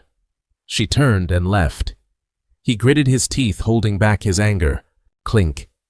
He crushed the glass in his hand, causing the servants to panic. "Manasin, your Highness." The servant beside him said, "Your Highness, you're bleeding." Blood dripped onto the floor. He snapped, "Get out." He waved his injured hand and shouted, "All of you get out now." He was furious, his killing intent surging as he called out for Kalyan. A while later, the people arrived to see the prince. Cheers filled the air everywhere. A group of horses led the way as everyone chanted in unison, "Long live our sovereign king Roman, happy birthday to you. May your majesty live for 10,000 years and bring prosperity to Caris." A young boy sitting on his father's shoulders said happily, "Look, father, there, all the princes are appearing." His father replied, "I see them. Watch closely now." The last one to appear was the one he wanted to see most, Prince Kalyan. The servant asked, "Your Highness, is your body feeling all right?" Then she sighed in relief. "Thank goodness your complexion looks better than yesterday." Prince Kalyan replied, "Of course, I've been resting properly." He thought to himself, "Perhaps it's because I took the antidote, my breathing is easier, and the heart pain has subsided. However, this is probably going to be a very busy day." He sighed again. So many events today. After the parade there's the horse riding performance, and then the ball. Ian added, "What if you have another nosebleed? This is too much strain." "Ian, don't worry," he replied with a laugh. "I still have the strength to meet my people." Perhaps his only joy now was meeting the commoners, and he didn't ask for anything more. Then suddenly, he realized someone was watching him. In the crowd, he felt like he had met them somewhere before, a truly familiar feeling. Is it Kezia? He wondered. To explain further, looking back at the past, it was Kezia who had used her own body to shield him in his previous life. He thought to himself, it has to be Kezia. But what would Kezia be doing in Paris? Suddenly, the horse stopped as if it too wanted to run over to her. "What's wrong? Perhaps your joy right now is just meeting the people and asking for nothing more profound." Then he suddenly realizes someone is following him. In the crowd, it seems he has met them somewhere before, a truly familiar feeling. Is it Kezia? He asks himself. To explain further, turning back to the past, that was Kezia, the one who used her own body to shield him in his previous life. He thinks to himself, it must be Kezia, but what would she be doing in Paris? Suddenly the horse stops. It seems like it wanted to run over there too, toward that direction. Wait, why is it acting up all of a sudden? Keep going, Raven, Prince Kalyan ordered. As Raven trotted on, he thought to himself, is it because of that thing over there? Can you feel it too? Raven, he asked his horse, but we can't get over there just yet. He glanced back, searching for an opening. Just you wait, you piece of trash. I'll find out who did this. At the entrance of the palace, Baron Mafia Poland, the owner of the venue, came to greet him. Your Highness, it is an honor to serve you. It is truly a privilege, my lord. We have prepared this performance meticulously, and I guarantee it will be to your satisfaction. Kalyan looked ahead and seemed to realize something. So, he thought, this is Baron Mafia Poland, the one who prepared the equestrian show instead of the Brishan family. Is that why I got dragged into that pointless mental tug-of-war? This is the performance that made the queen furious, but it doesn't really concern the prince. He muttered, not really caring. If I recall correctly, Randell got injured during this equestrian show, and Baron Poland was executed for it. Then Poland stepped forward. Please, this way, your highness. I have prepared special seating for you all. Kalyan looked up at the light and realized it was that very chandelier, the one destined to fall during the performance. The more he thought about it, the more absurd it felt. This is a royal event. How could they not inspect everything for potential dangers? There were even groups of knights standing guard. How strange, he thought. For an event the king himself is attending, how could the knights overlook such a major issue, especially with the Brishan knights on constant patrol? Thinking of the Brishan knights reminded him of that annoying old general. I thought you were just a brat. He chuckled to himself, wondering if he should give him a chance. Then Poland continued to lead the way. If there are any issues, I will do my best to... Before he could finish, Kalyan interrupted. That chandelier up there doesn't look steady. Go check it. Having said that, he moved away from the spot. The Baron looked up at the light, bewildered, with no idea what was going on. He wondered what he should do about it. A while later, the 4 horses entered the arena. The final match. The day has finally come. I have the honor of sitting next to His Majesty. Poland thought confidently, believing he was fully prepared. I can't miss this opportunity. Afterwards, he looked at the prince and remembered the warning from earlier, asking himself, that ceiling above. Did I check the ceiling? Baron Poland held the rope. It belonged to the massive chandelier in the building, and it had been cut almost all the way through by someone. He looked down at the arena where the king of Caris Celeste, the first prince, the second prince, and other royals were watching the show. He thought, if it weren't for that advice, just imagining it is terrifying. He pictured the massive chandelier falling and hitting the first Prince Randell. I don't even know what would happen. It would be catastrophic if that occurred. The Baron thought, how could Prince Kalian have known about this? Prince Kalian thought, Baron Poland. He chose to give up relying on the king's proximity and instead used his own skills to do his job. He mused, whatever choice he makes, he calculates very quickly. He doesn't just chase immediate gains, he looks further ahead. Prince Kalian, but why cause such a stir? Kalian thought about why the Brishan family was wary of Baron Poland. Prince Kalian and the second Prince Plant were lost in thought. Plant wondered, what is my status to him? Suddenly, Baron Poland shouted, everyone quiet down, we aren't finished yet. Up next is the proud cavalry team of the second prince. Plant said to Prince Kalian, disgusting to the point of being terrifying, that filthy lowly blood, flowing through your veins. Everyone turned to look at Plant. Prince Kalian heard it and was furious. Kalian, he said, repeating Plant's words as if questioning him. Filthy and lowly blood, you say? Kalian continued. Plant, whatever you're thinking, you should probably keep those words to yourself. But no. It doesn't matter. There will come a time when you'll have to bow down to me anyway.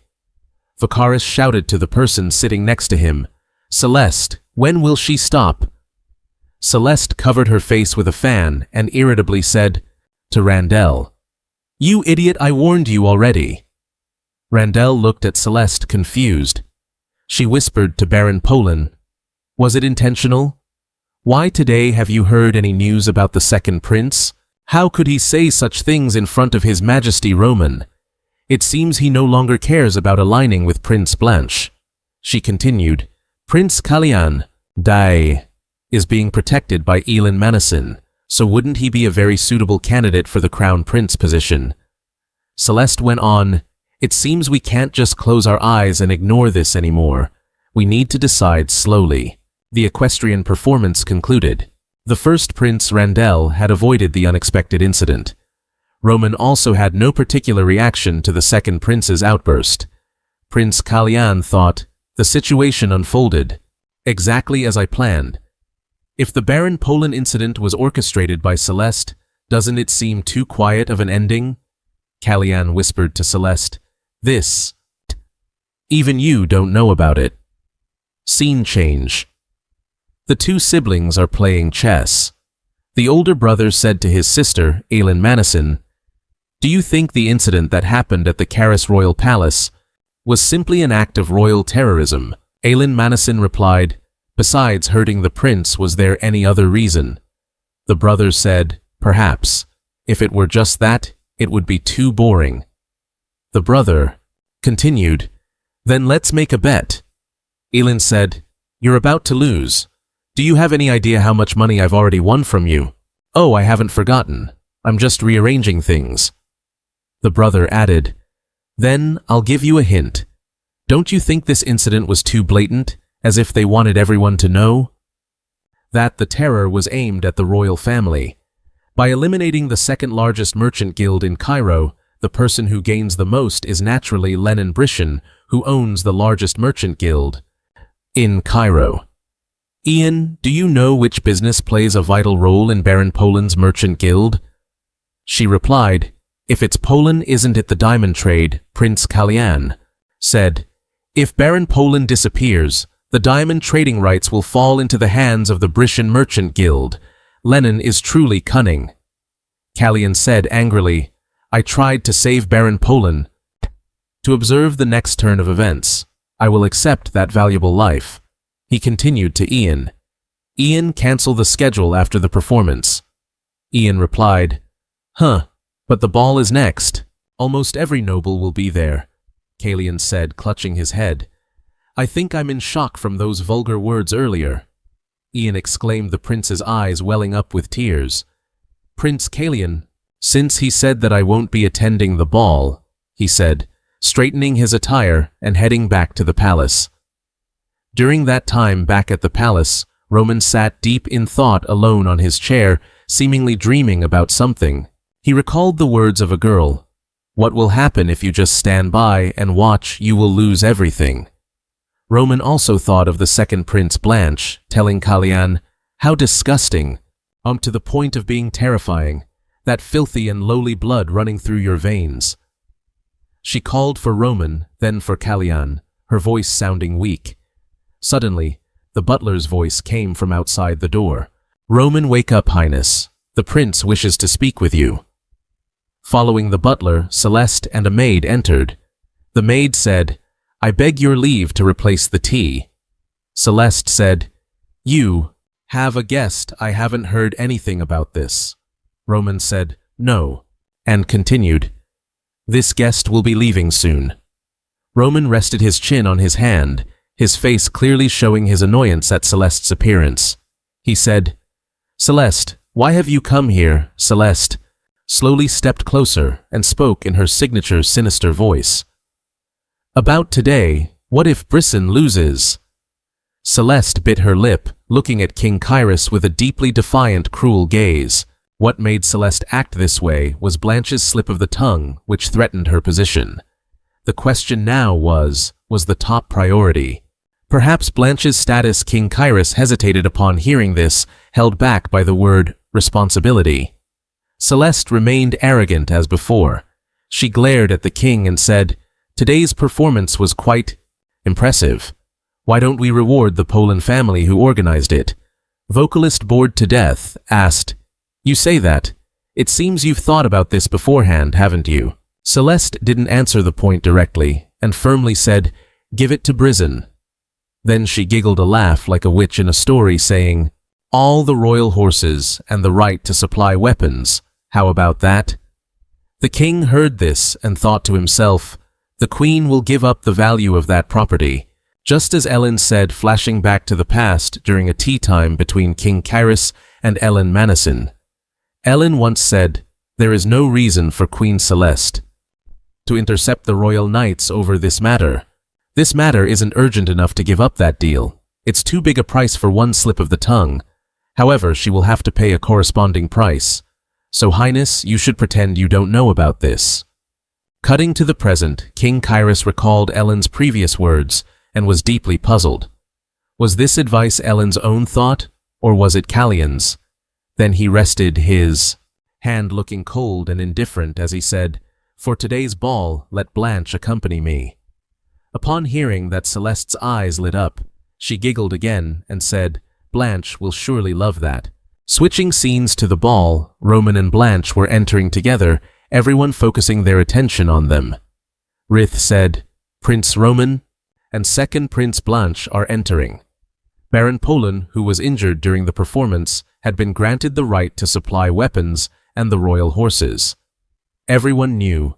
This was a deal between Roman and the mother-daughter duo Celeste and Blanche.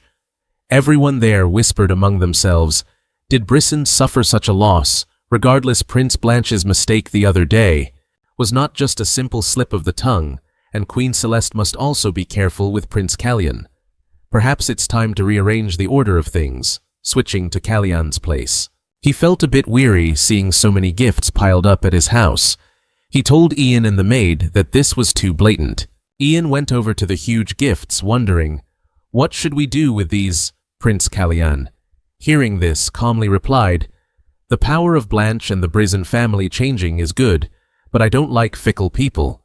Send them all back, except for the things from the Magic Association and Baron Polan. Then he turned sharply and calmly said, "I'll check who sent me letters first." The maid stayed behind to slave away, sorting and cleaning up all the gifts.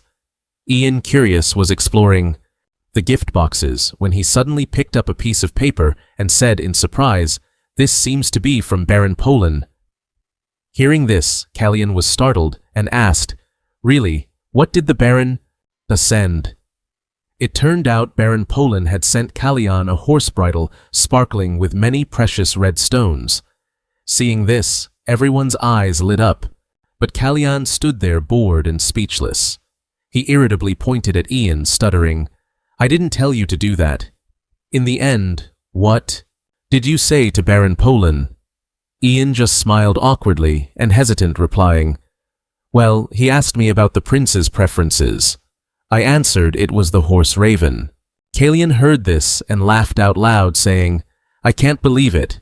Our Raven gets a bridle that I don't even have." He happily held and examined the bridle closely. But deep down, Kalyan's mind was full of complicated thoughts. He was trying to understand, is he thinking of me?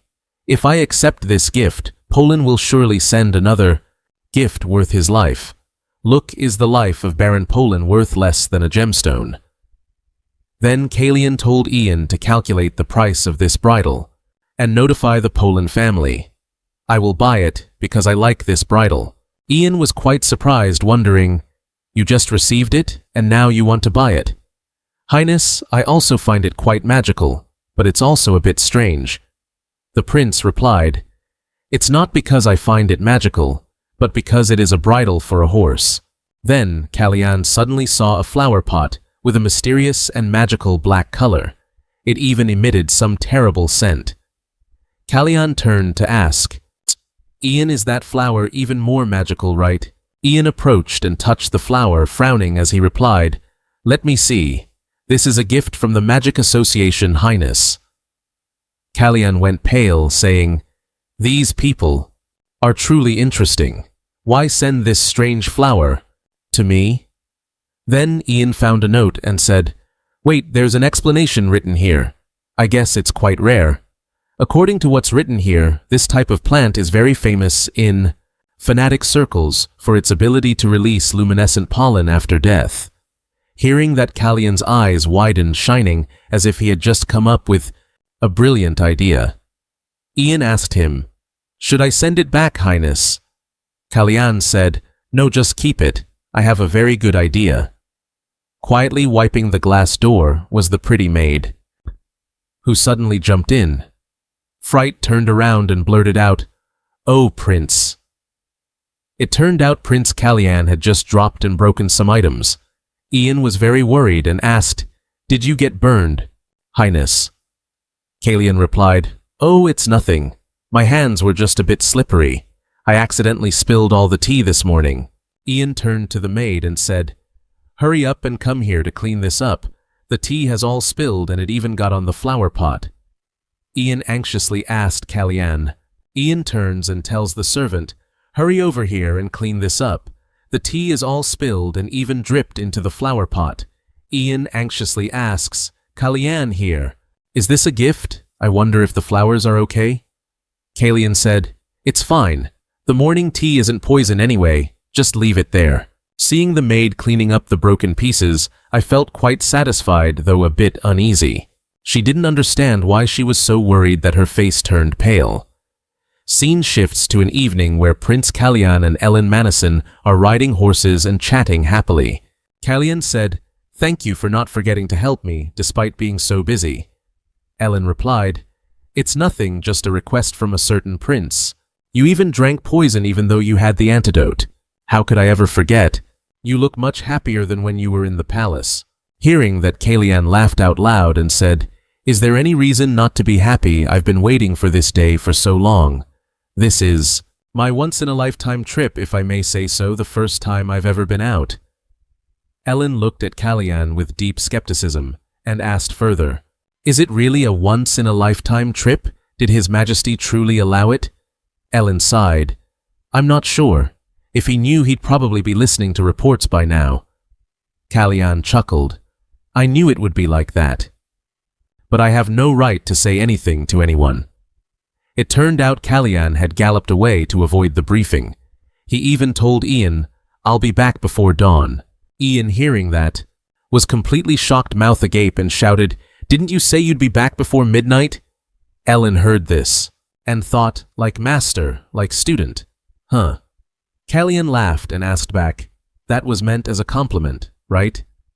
Then Ellen turned serious and asked, "The medicine I gave you yesterday, you're taking it regularly, right?" Kalyan replied immediately, "Of course, I took it today too. Thanks to that. Nias, my body feels much lighter. Even the owner of that poisoned tea was so anxious, they practically revealed themselves. I've just sown a very interesting seed, so the truth will gradually come to light." Hearing Kalyan finish, Ellen was incredibly enlightened and said, "Good grief, my student's ability is so superior that I'm running out of room to show off. Surely you won't reach the point where you don't even need me anymore, right?" Kalyan laughed and said, "How could that be? I'm still planning how to use my master's useful gift." Then they both rode their horses in different directions. Ellen sighed, "Well, I guess this is where we part ways. Since you said you wanted to go alone, I can't stop you." Prince Kalyan pulled up his black hood and smiled. "Thank you for understanding." Before leaving, Ellen didn't forget to remind him, "The Magicians Association is on West Narissa Street. I'll be there, so when you're done, you can come find me." Kalyan replied, "Understood. See you later, Master. Let's meet up after we've both finished what we need to do." After saying that, they both sped off on their horses. Scene shifts to a blacksmith shop. "Let's meet again, Master. After we both finish what we need to do, we'll meet again." After saying that, the two of them gallop away. The scene shifts to a weapon forge. The burly men there were like dancing with fire, every movement extremely flexible and professional to create the best items. Kalyan had also ordered a custom dagger. Holding the product in his hand, he was quite pleased. "Excellent. My own gear is top-notch. Aside from my usual sword, I've had the rest of my equipment custom-made. Now the rest is information. How to scout the situation in other countries. My fatherland Secretia has sent out counts, the people who provide classified information for the agency or the nation. They travel across the continent. These people don't just manage the information they collect. They also control the assassins trained long ago. The ones who trained them were Chata Divalan, the king of Secretia, and my past self-baron." Now Kalyan was feeling quite regretful about the things he did in the past. He clenched his fists silently, determined to change everything. Scene shifts to a carrier pigeon rental shop in Narissa. Kalyan secretly recalled those he had trained himself. He knew better than anyone how ruthless and dangerous they were. Moreover, his identity was Prince Karis. If they discovered their target was right there at their base, they wouldn't easily let him go. As he was walking, two drunk men suddenly appeared, supporting each other. Kalyan quickly adjusted his clothes to be more discreet, avoiding detection. After they passed, he sighed in relief. Then he even complimented himself. "This hair and eye color are just uselessly flashy. I have to be as quiet as possible." He stepped into the bird shop. The bell on the door chimed when someone entered. Kalyan slowly, deliberately stepped inside. He observed his surroundings and thought to himself, "Looks pretty spacious, actually."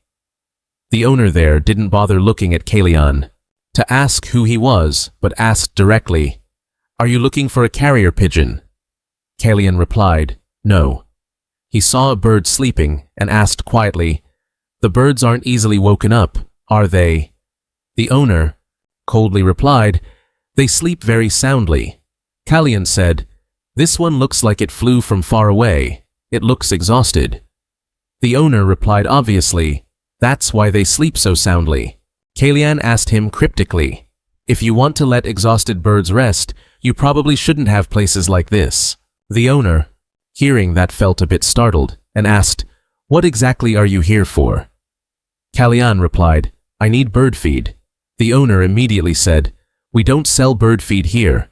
But suddenly, He drew a dagger and slashed at Kalyan.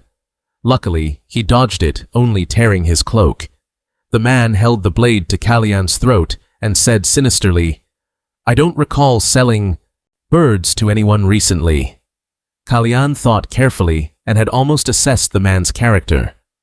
He's definitely no ordinary person. Confronting him with Kalyan's current physical state might be difficult. He smirked, telling him, "You state the obvious. It just left the nest to find food, so how could this place sell any?" It turned out that birds here meant the information the counts had obtained. The man even asked him, "Then whose bird are you?" Kalyan thought, carefully guarding against the possibility of being exposed. When secretion spies are captured, the counts themselves don't even know each other's identities.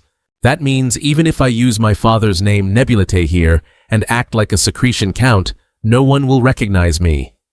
From now on, I will be Prince Karis.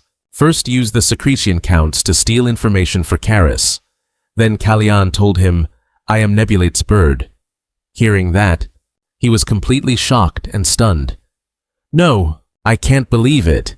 What kind of test did he just put me through?"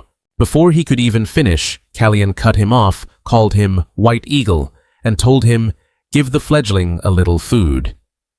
He led Kalyan to a place that felt quite mysterious. Kalyan asked, "You're hiding it in a place like this?" He replied, "I take it you're new here. We'll be seeing a lot of each other, so we should start by exchanging names. I am White Eagle." Kalyan responded, "And I am Red Swan." He asked in a low, somber tone, "All right, Red Swan, what kind of information do you need?" Kalyan replied, "A name and a location." He bluntly quoted a price, 8 florins up front. Kalyan thought to himself, he hasn't even asked for the details yet, but he's already demanding payment. Is he trying to bait me into letting my guard down? He added, "That's my fixed price." Finally, Kalyan agreed. He quickly handed over the information and the food Kalyan requested. Kalyan opened them up and asked, "Are you sure this is the right place?" He replied, "The space matches exactly what you asked for. That's the only place that fits." Kalyan politely replied, "Thank you for your help." Before Kalyan left, the man warned him to be careful. "Watch yourself. That's a dangerous place." Kalyan just laughed and said, "It doesn't matter how dangerous it is, as long as it's not more dangerous than you, White Eagle." Scene change.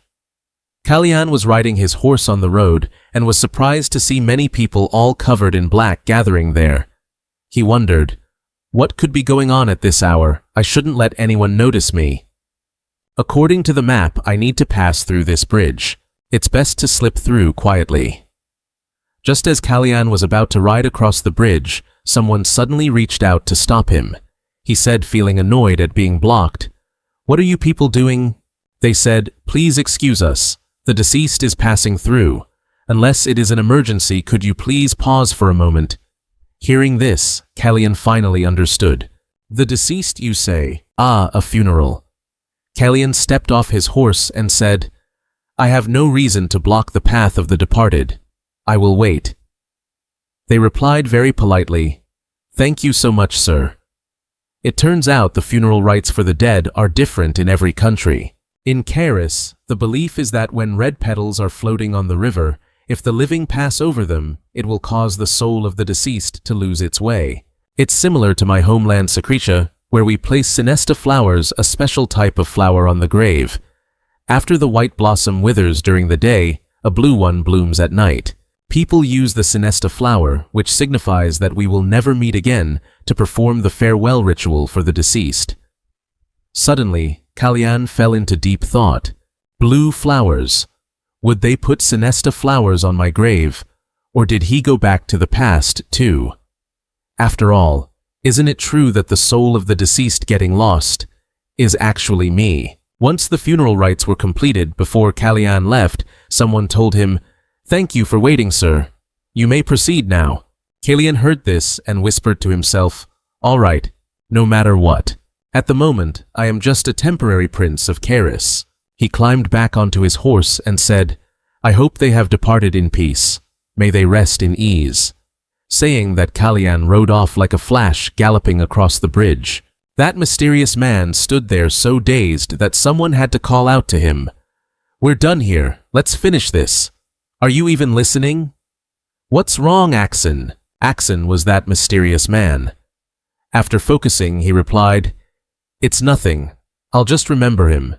That guy, he was actually a decent person. Ever since I arrived, I've seen many signs with the name Sispanian on them." Kalyan looked around the alley. The signs all seemed to be themed after Sispanian. Sispanian's slumber. Sispanian's leisurely meal. He stood in front of a tavern also named after Sispanian. This is a bit too much, isn't it? A huge sign clearly read, "The fragrance of Sispanian's wine." He crossed his arms and muttered to himself, "It's exactly what the generals during Baron's time said. The capital of Kairos is like a gathering place for people who love to mimic Sispanian. Everywhere you look, there's Sispanian." A bouncer from the tavern approached him. "Let me take you to an empty table." Kalyan looked up at him from under his hood.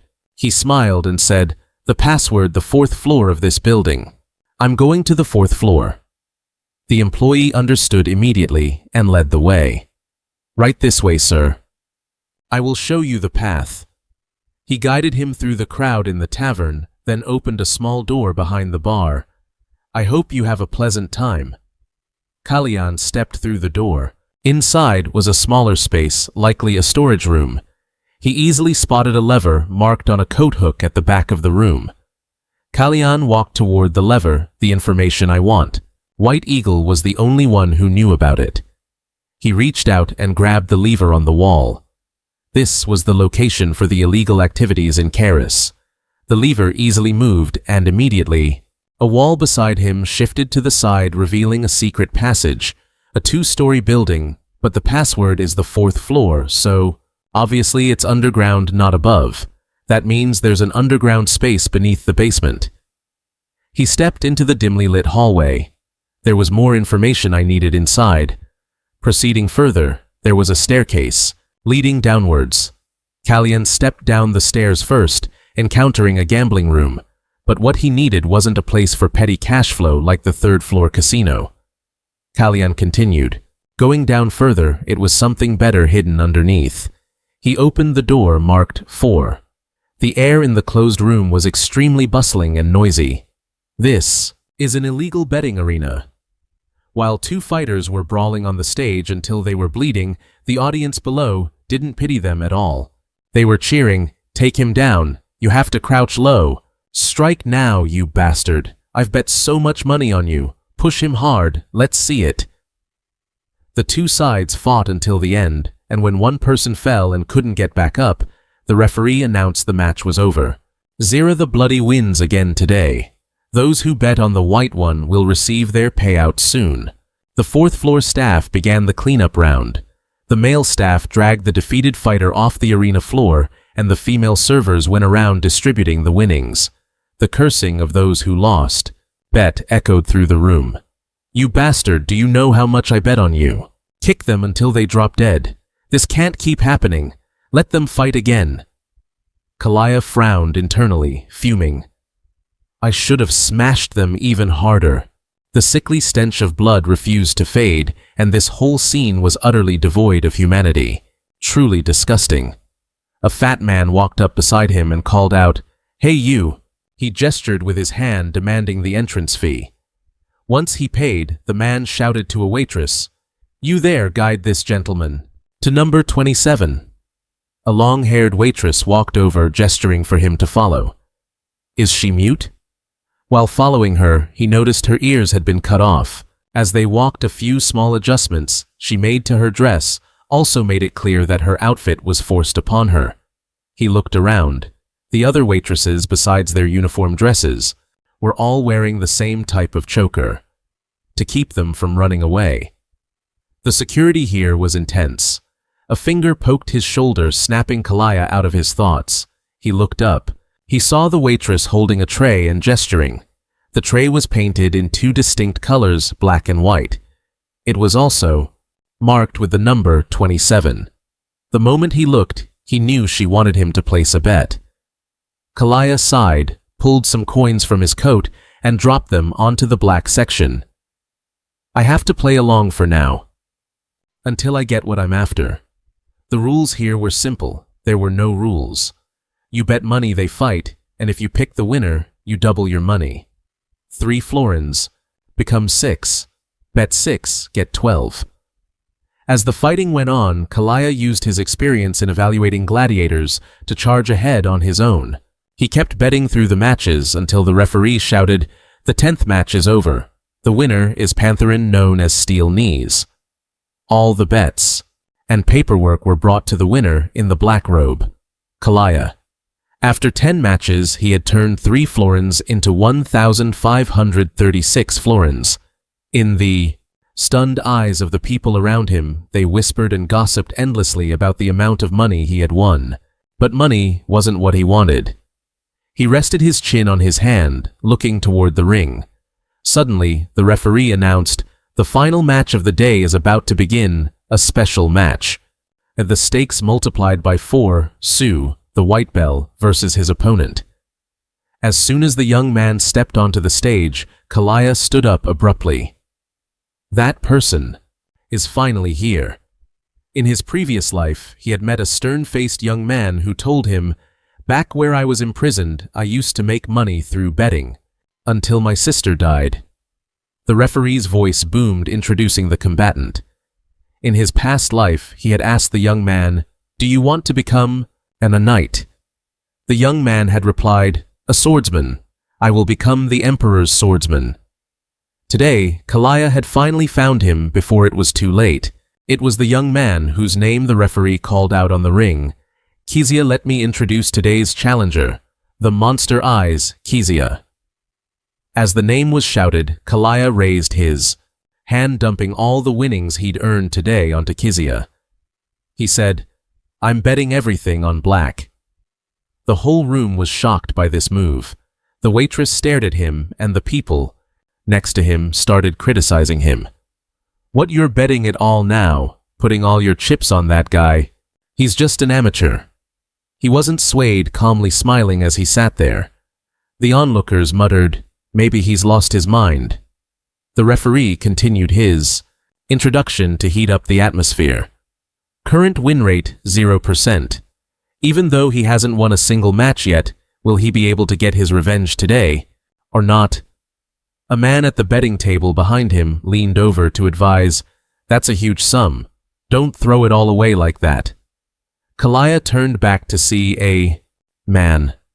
The man said, "I feel sorry for you, that's why I'm saying this. You should bet on the other guy instead. That kid hasn't won a single match. Ever." These words seemed to make the waitress next to Kalaya slightly uncomfortable. He asked her, "You've checked all the chips, right?" He looked at her, double-checking the number of chips he had bet on black. "Please check carefully for me." Being ignored made the man grumpy. "Damn it, I was trying to look out for him, but if he loses all those chips he exchanged, I'm not taking the blame for it." On the stage, the 2 fighters were getting ready. On this side, there was Sun the Steel Hammer, a man of extreme cruelty. The crowds cheering for Steelhammer rang out repeatedly. "Hey Sun, today, break him to pieces. If you kill him, the bounty money multiplies by 10. You fought like this last time, and he survived, but today, finish him off for good." A portion of their hatred for Kezia in the ring was also drawn by Kalaya, since he had bet over 1,500 florins on him just to show that wet behind the ears kid. The light. "Looks like another newbie has entered the trade blinded by money and throwing his cash away." Sun stood opposite, laughing. "Of course it's all thanks to some bastard who risked his life just to get on this stage." The referee repeated the rules one last time. Today's marquee match, let us begin. As the announcement ended, they removed the handcuffs from Sun. He immediately vanished from Kezia's sight. An unseen attack landed right next to his hand, followed immediately by a punch to the other side. Although Kezia had seen it coming, the speed was too great for him to dodge. He had to block the punch with both hands. The impact made Kezia's muscles ache. Sun completely held the upper hand, mocking, "You're too slow." He launched a powerful kick into Kizia's stomach, sending him crashing into the ring floor. The kick damaged his internal organs, directly making Kizia cough up blood. The crowd below cheered excitedly. "Give him a finishing blow. That's right, stop using your feet, use your fists." The situation on the stage made Kalaya incredibly anxious. "He's struggling because he doesn't have a sword, huh? What are you doing, Kizia? You can fight, surely." After catching his breath, Kizia began to counter with a punch, but Sun easily dodged it. "I told you you're slow." He attacked Kizia's side where he was exposed. "This guy is like a snake." Kizia was beaten into coughing up blood once again. The momentum grew. Sun unleashed a barrage of punches. With every powerful punch he threw, he shouted, "Kizia, this time I'm going to kill you." On the final punch, he swung with all his might. Kalaya couldn't just sit and watch anymore. He yelled, "Kizia, face the attack, don't let him hit your shoulder." His reminder made Kizia snap back to his senses. He opened his eyes and saw the giant fist of Sun rushing toward him. In his heart, he instinctively repeated Kalaya's words, "Face the attack, watch the shoulder." Thankfully, Kizia managed to dodge it in time, are rushing toward him. Subconsciously, he repeats Kalyan's words in his mind. When facing an attack, pay attention to the shoulders. Luckily, Kizia managed to dodge in time.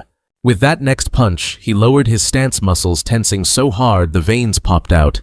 "That's it, exactly." Kalyan smiled, satisfied. "That's how you fight in the ring." Kizia unleashed a devastating uppercut from below, right into Sun's gut. The timing and force were perfect, shifting the entire flow of the match with just one hit. He had Sun reeling, eyes rolled back in pain. But he didn't stop there. He followed up with a left hook straight to Sun's face, landing with enough power to knock his front teeth clean out. The opponent was twice his size, yet he was knocked out cold in just 2 moves. The crowd watching the match stared in total shock, jaws dropped. What the hell just happened? How is this even possible? The referee announced, "The monster Kizia has defeated Sun the Steelhammer. He's won his first match." Kizia didn't forget to look back at the person who had guided him, the mysterious Kalyan in the black cloak. Amidst the cursing of the people who lost their bets, Kizia saw a strange smile on his lips. Kalyan quickly signaled his manager to come over. Kalyan said, "Someone is looking for you." The manager's expression turned serious as he said, "Please follow me." Inside a small room, the manager sat behind his desk, tapping his fingers. He muttered, "You're incredibly sharp. You turned 3 florins into over 6,000. But for this much money." Kalyan noticed the guards behind him readying their weapons. The manager smiled menacingly. "Leaving it in the hands of a young kid like you. I'm a bit worried." Kalyan just chuckled at that and asked calmly, "Do you really think I came here to negotiate easily with you?" He looked at the manager and smirked. "You're even dumber than I thought." The manager was completely provoked. "How dare you be so arrogant, kid? Take off your hood so I can see your face." Kalyan stroked the rim of his hood. "Are you prepared to handle the consequences? If I take this off, you're going to be in big trouble." Refusing to back down, the manager signaled the guards. "Trouble? I'm curious to see what that is." The massive guard received the order and stepped toward Kalyan. "Hey, kid." He reached out with his filthy hand. "Let me see that precious face of yours. Let's see just how handsome you are that you have to keep hiding it." Before he could finish, he felt a sharp sting. When he looked down, a knife was skewered through his ham-like hand. The guard let out a pained scream. Kalyan ruthlessly ripped the knife out right in front of the horrified manager. "In this business of yours, isn't your eyesight your most useful asset?" Kalyan emphasized. Only then did the manager realize his mistake. "Damn it, I walked into this with someone who knows how to use a blade." He stammered, That's a large sum of money. Could you wait a moment?" Kalyan spun the knife in his hand, cutting him off. "I'm not here for the money." The manager's relief was short-lived as Kalyan continued, "Instead, give me the monster's eyes." The manager's face went dark. That kid is just starting to make US money. Our boss won't allow that. Caught between Kalyan's threats and the pressure from his boss, the manager was in a real dilemma. Damn it, what the hell is this? If I do this, I'll definitely be tossed out of here. Am I crazy? He tried to reassure himself that no matter how good this kid was, he was still just one person. You're the one in the minority. Kalyan seemed to read his thoughts as waves of blue energy suddenly radiated from him, just as the manager opened his mouth to refuse, saying, "Sorry, we can't hand him over." A powerful beam of light sliced right through his desk. The manager screamed in terror, collapsing to the floor as his desk was split in two. Even his clothes weren't spared. Kalyan said, 6,000, plus your life too. He gripped his short sword, smiling as he asked, "Does that feel like enough now?" The manager turned pale, stuttering, Wait." He frantically ordered the guards to run. "What are you doing? Quickly bring Kizi here." Kalyan smiled, satisfied. He lifted his hand to his face. "That's it then." "Right, because I can't do this again." His hand gently covered a long streak of blood flowing from the corner of his mouth as he wiped it away. "This body really can't take much more. I have to end this here." The guard returned awkwardly to report, Boss, we've got a bit of a problem." The manager, not even having time to change his torn clothes, snapped, "What problem now?" The guard explained Kizi, said he can't leave Hina behind. Kalyan muttered, "Hina." He remembered in Kizi's memories he had spoken about a lost loved one. "My little sister chose to die. After that, I got into the ring because I was in so much pain, unable to protect her."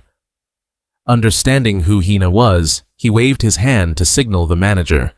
The manager shouted fearfully, "No, I don't care if it's 2 or 3 people, just bring them all here." Kalyan stopped him and said, "I'll go down and get them myself." The manager put on a fake smile. "Yes, I will arrange for you to leave smoothly, but sir," Kalyan held his hand out in front of him. "But before that," the manager looked at him confused. Who would have guessed that Kalyan would stingily demand the tavern pay him back his entry fee and the original money? And just like that, he successfully collected the debt for the half-demi brothers. Kizi and Hina stood together in the small alley behind the tavern. Hina worriedly grabbed her brother's hand. Kizi hugged his sister's shoulder. Before leaving, he said, "Thank you, sir, for helping us." Kalyan stopped and glanced back at Kizi, asking, "But I don't know, Wanti, for what reason you helped us?" Noticing Hina was uncomfortable with her dress, he handed his cloak over. He elegantly draped the cloak over her. "With me, there's no need to be so guarded. I don't have bad intentions." When Kizi looked over, he was shocked. "Sir, you are." He recognized the person, standing in front of him, smiling. "Who is this?" He immediately knelt on the ground, bowing his head. "Please forgive me, Prince. Please forgive me for not recognizing you and for doubting you." He placed his hand on Kizi's shoulder and said, "Don't bow." He helped him stand up. "You don't need to do that." The 2 half-demi brothers had nothing to their name, it was clear, just by looking at them what their pasts were like. In his past life, Kizi still couldn't protect his sister. He thought then. Kalyan pointed at Kizi. "The habit of attacking with your shoulder when you fight is a beginner's habit. I guess you want to become a knight." Kizi explained shyly, "That's not it, it's just..." As he spoke, his eyes became determined. "I don't want to be a knight. I want to become a sword that can protect everything." Kalyan nodded, satisfied. He tossed a brand new sword to Kizi. "You aren't ready to be a knight yet, so first be a shield for me, and if you want to learn swordsmanship in the meantime, come find me." Kizi held the sword in his hand, looking at him, unable to understand. "Why would you give me something so precious?" He replied simply, "Because I need a good sword." In his heart he added, "Also because I want to repay a favor to you, Kizi." At West Nassa Street, in the Mage Association building, Ellen's office. The room was still lit. He was busy shredding some documents on his desk, acting on the mage's advice.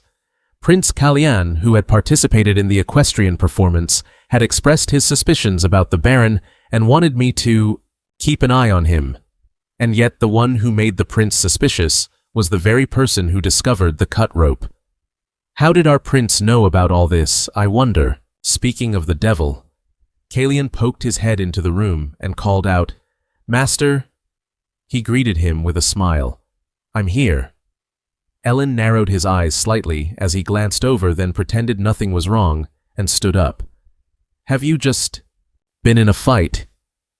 Ellen sighed, asking, "Where did all your clothes go?" Kalyan sat down on the sofa and replied, "I had some business, that's all. I wasn't fighting."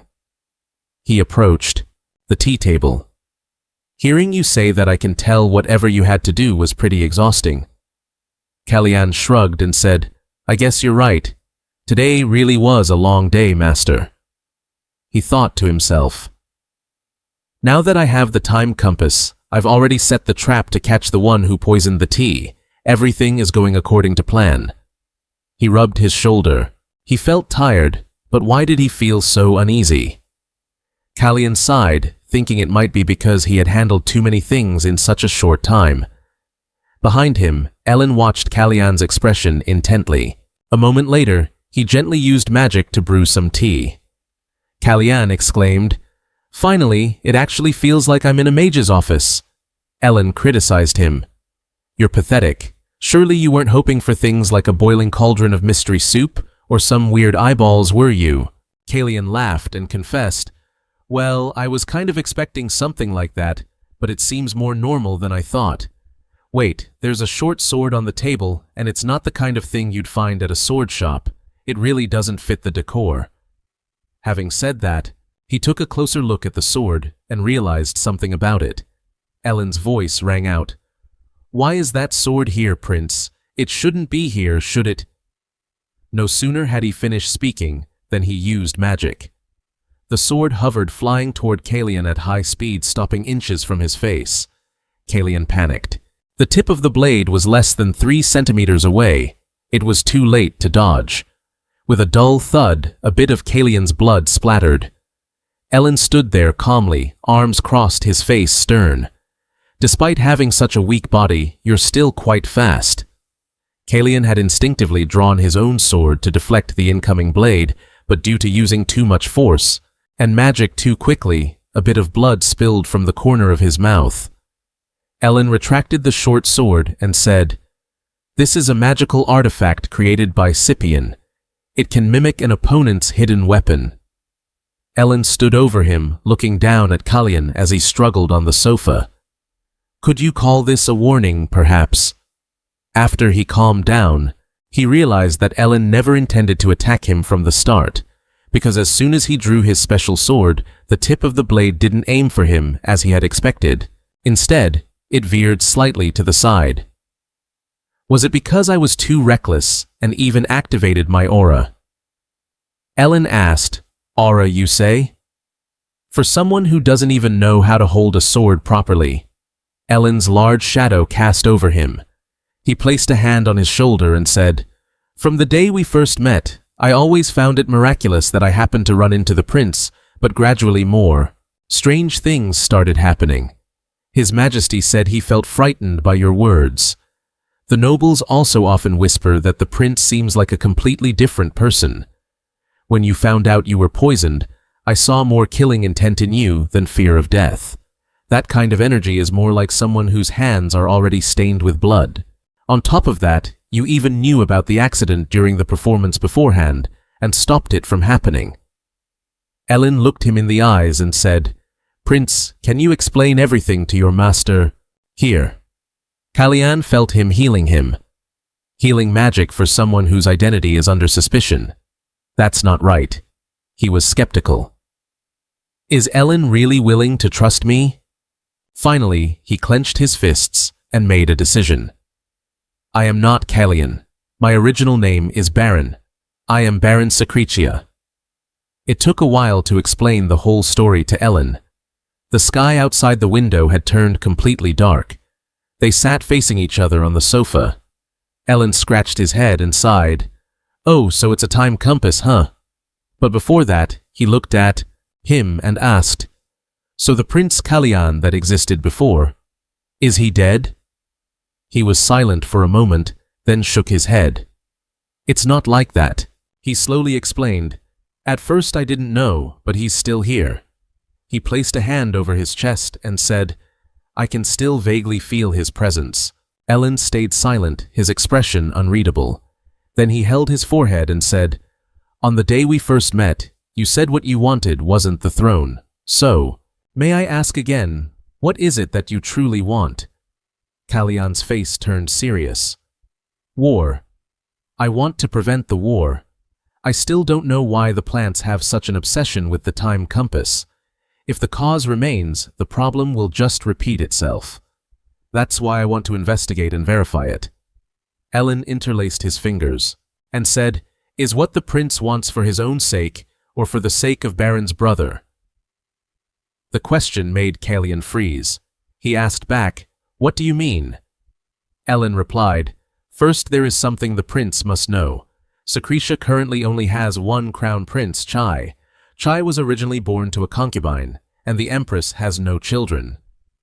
Ellen emphasized, "The character Baron you speak of is someone who does not exist in this place." "What did you say?" This news shocked him deeply. Ellen Mannason's face became incredibly serious. He said, "The person named Baron," he carefully delivered the confirmation, "truly does not exist in this world." Ellen's words were like a sharp blade stabbing straight into Kalyan's mind. He couldn't believe it. "I don't exist." Many questions flooded Kalyan's mind, not in Secretia, not in this land, or anywhere else. His eyes went blank for a long time. He couldn't regain his composure. "Why? Just because I turned back time." He started to raise a major question. Where exactly is the problem? Using the time compass must have distorted both time and space. That's why I ended up inside this body of Kalyan. Kalyan seemed to grasp something. He lifted his hand to examine Kalyan's body. He remembered images from the past and thought further. The body of Kalyan was originally living normally. His hands were full of vitality. Even now, Kalyan couldn't believe he was in someone else's body. He clenched his fist and said to Ellen Mannason, "I had vaguely felt that." When he said it, his gaze avoided the other person, but his voice was firm. "Even though I thought it was because I entered Kalyan's body, could it be that someone else entered my body? But since I'm already here, then there can't be another Baron." Kalyan closed his eyes tightly to regain his focus. Right, it was me after all. While he was lost in his thoughts, Ellen on the side was looking at him with a tense expression. "You have taken the lives of others." Ellen Mannason spoke up. "The current Chai." Chai's figure flashed in his mind. Ellen continued, "He has been announced as the Crown Prince of Secretia, just as the past you know has differed from the present. Perhaps the future will also change. Then tell me what the prince wants. Is it for him or for Baron's Chai?" The question made Kalyan freeze. He asked back, "What do you mean?" Elaine replied, "First, there is something you need to know. The prince needs to know that in the current Secretia, there is only the Crown Prince Chai. Chai was born from a concubine, and the Empress has no children, Alvin," emphasizing that the person called Baron does not exist in this place. What was that?" This news shocked him deeply. Ellen Mannason's expression turned incredibly serious. He said the person named Baron. He carefully offered his confirmation. "The truth is, he does not exist in this world." Ellen's words were like a sharp blade stabbing straight into Kalyan's mind. He struggled to believe it. "I don't exist." A flurry of questions swirled through Kalyan's mind. Both in Secretica and in this whole land or anywhere else. His eyes went blank for a long moment, unable to regain his composure. Why is it because I turned back time? He began to raise the big question, where exactly is the problem? Using the magic of time, Perhaps time and space are both distorted. That must be why I ended up in this body, Kalyan's body. Kalyan seemed to grasp the issue. He raised his hand to examine Kalyan's body once more. He recalled images of the past and continued thinking, this body. Kalyan's body was living normally. His hands were full of life. Even now, Kalyan still couldn't believe he was in someone else's body. He clenched his fist and said to Ellen Madison, I had vaguely sensed that already. As he spoke, his gaze shifted away, but his voice was firm. Even though I thought that since I took over Kalyan's body, perhaps someone else might have taken over my body, but since I am already here, there cannot be another Baron. Kalyan closed his eyes tightly to steady himself. Right, it really is me. While he was lost in his thoughts, Ellen, who was standing beside him with a tense look on his face, said, You have taken away another person's life. Ellen Madison spoke. Images of the current Chai flashed through his mind. He has been officially announced as the Crown Prince of Secretia, just like the past, you know. It has changed from the present. Perhaps the future can also change, he said. Ellen's steady tone seemed to snap Kalyan awake, as if to say the third Prince of Kiris, whose life was currently hanging by a thread, had no need to worry about the elite Prince of Secretia. Ellen furrowed her brows, conveying absolute certainty. Kalyan stared at her, jaw dropped in surprise. After a moment, he let out a faint chuckle and asked, Are you trying to tell me to stop dwelling on the past? Not at all, he assured her solemnly. I know what you're worried about, Master. I promise you, whatever it is you fear will not come to pass. Kalyan's mind drifted back to the memory of that day. The moment his eyes snapped open, he had frantically thrown the door open to gaze at the unfamiliar scenery before him. From the very first day he opened his eyes here in Kiris, a bitter truth had been uttered. I've abandoned the idea of continuing as a Baron. Aileen was utterly stunned by his words. Kalyan, sensing her emotions, asked with concern, Master, are you truly all right? He looked straight into Aileen's eyes and asked about the matter. I am not the real Kalyan. Suddenly confronted with such a direct question, Aileen was left flabbergasted, not knowing how to react. He gave a silly, flustered smile and explained, I don't even know, my lord. Whatever it is you're worried about, I repeat to you. His voice grew grave. The person destined for me, he pointed a finger straight ahead, has only ever been one person from the start. Upon receiving that confirmation, Kalyan beamed, his face flushing red. Changing the subject to the outdoors, Kalyan continued to ask, Aileen Madison, did you know about the time relic beforehand? And so, even though they were riding on horseback, his voice remained steady. Since you reacted as if you already knew about the time relic, do you know anything more about it? Ellen remained silent, lost in thought. After a while, she replied cautiously, Around this time last year, Prince Chai, I sought my advice regarding the time relic. In his memory, he had once encountered a mysterious artifact under construction. Aileen recounted, I made a secret trip to Secretia, but all I learned was that it wasn't something created by human hands. He held up a finger to describe its shape. And a month ago, I received word that the time relic in Secretia had vanished. The prince had said when, that was when you returned from 10 years in the future, right? Ellen's final words succeeded in leaving Kalyan stunned. He had learned the truth. The disappearance of the time relic was the moment he had regressed. After spending the whole day thinking, he still couldn't figure out the reason. He turned to ask for her opinion. Why do you think I was able to regress? Beads of sweat formed on Kalyan's face as he anxiously asked, the time relic, why? Aileen quickly raised a hand to cut him off, replying, Right now, even if we rack our brains, we won't find the answer to that. She playfully offered a way to solve it. But there is someone you can ask, someone who knows more than I do, someone you will meet soon. Under the starlit sky, just as Kalyan looked up at the statue of the god, Aileen revealed the identity of the mysterious person. Suddenly, remembering something important, Kalyan exclaimed, That's right. My coming-of-age ceremony is approaching. A flood of memories from his past life rushed into his mind. He mused, remembering the coming-of-age ceremony for Prince Kalyan. Rosalita was a ritual to seek out the former dwelling of Cispanian and announce that one had officially become royalty. It was there that one could meet the will of Cispanian. Mentioning such an important matter, Aileen was also very interested in discussing it. For the coming-of-age ceremony to go smoothly, the most important thing is to stay alive. So you must quickly resolve the poisoning incident. Reminded to be careful, Kalyan agreed to the request. Yes, by now the seeds I've sown must be sprouting. The seeds Kalyan had planted to test the poison had bloomed. Returning to the palace, he stood before the fully grown plant. Behind him, the sorrowful voice of Ian sounded continuously. Prince, do you know how worried I was? You promised to be back before midnight, but you only returned at dawn.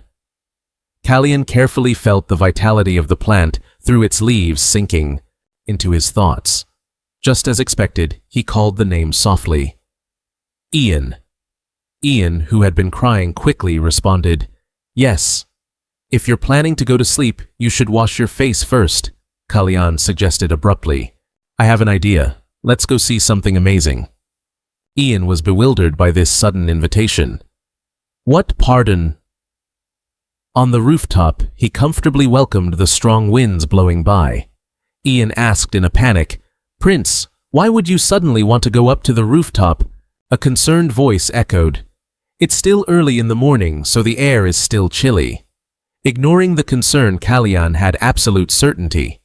The flowers he had received. From the magic tower in the past, a mage had once introduced this plant as a famous species.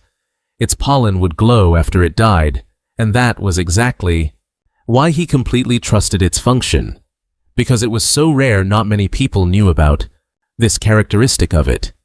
Everything, even his seemingly careless actions, was part of Kalyan's plan. He had intentionally spilled the poisoned tea into the flower pot. The servant, who had ill intentions after seeing his actions, quickly fell into a state of anxiety and began observing the behavior of the servants in the room. Naturally, Kalyan's sharp eyes had caught those unusual reactions. He wore a triumphant smile. After the plant received the toxic liquid, it reacted by wilting quickly. This was a dangerous poison that even ordinary people couldn't withstand for a week. In truth, the plant looked very healthy now, which only strengthened his certainty. Naturally, any flower that had absorbed the poison couldn't survive, but the plant didn't wither. It remained healthy as usual, as if someone had intentionally swapped the pot. Before Ian's eyes, a flickering light suddenly appeared. He watched, enthralled. Ian's eyes lit up, his cheeks flushing from the excitement. Outside, specks of white light descended, taking Kalyan as their focal point. Ian exclaimed, How beautiful! Both Ian and Kalyan were happy with this magnificent scene. After replacing it, it wasn't easy to destroy it like that, so the flowers had to be kept in the safest place. His eyes narrowed with satisfaction as Kalyan said softly, It will lead me to the culprit's lair. In the sky, as if fireworks were bursting, a figure of the female lead looking quite terrifying suddenly appeared in his mind. Kalyan thought to himself, Right, the master of the Hesia Celeste Temple is her. On the leaves, raindrops fell patter-patter. The quiet space made every drop clear. In the gloomy house, a figure took advantage of the rainy scenery to express their thoughts. Kalyan was reaching out to touch the window frame when he suddenly turned his head. At the door was Ian, with a tray in his hands, stepping forward. Kalyan said, Good morning, Ian. He looked at the other person and smiled in a friendly manner, asking, Did you have a good dream? Kalyan's appearance was handsome, easily captivating many girls. Ian was stunned for a moment by this attitude of his, but still mindful of etiquette, he replied, Yes, Your Highness. Did you have a good dream as well? Moving toward the table to set down the tea tray, he smiled and offered a comment. My greeting sounded a bit strange when I heard you say it, Prince. Kalyan stepped forward and said, as if explaining, I woke up early. Hearing that, Ian found it quite strange. How strange. The sun must have risen in the west then. At this moment. That's strange. The sun must be rising from the west, he thought at that moment. Kalian's expression darkened as he glanced back, following Ian's gaze toward the window. Ian asked, "Was it the sound of the rain that woke you?" "Your Highness?" Ian brought his teacup to his lips, taking a slow sip. He stared into the tea, watching his own reflection in the liquid. He smiled, thinking to himself, "It's a bit strange, but today feels different.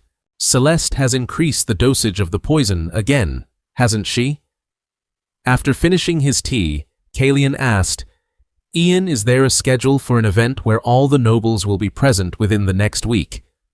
As Ian was drawing the curtains, he paused. He stopped his hand and turned his head to reply, "Next week, there is a meeting for all the nobles, including His Majesty, the King."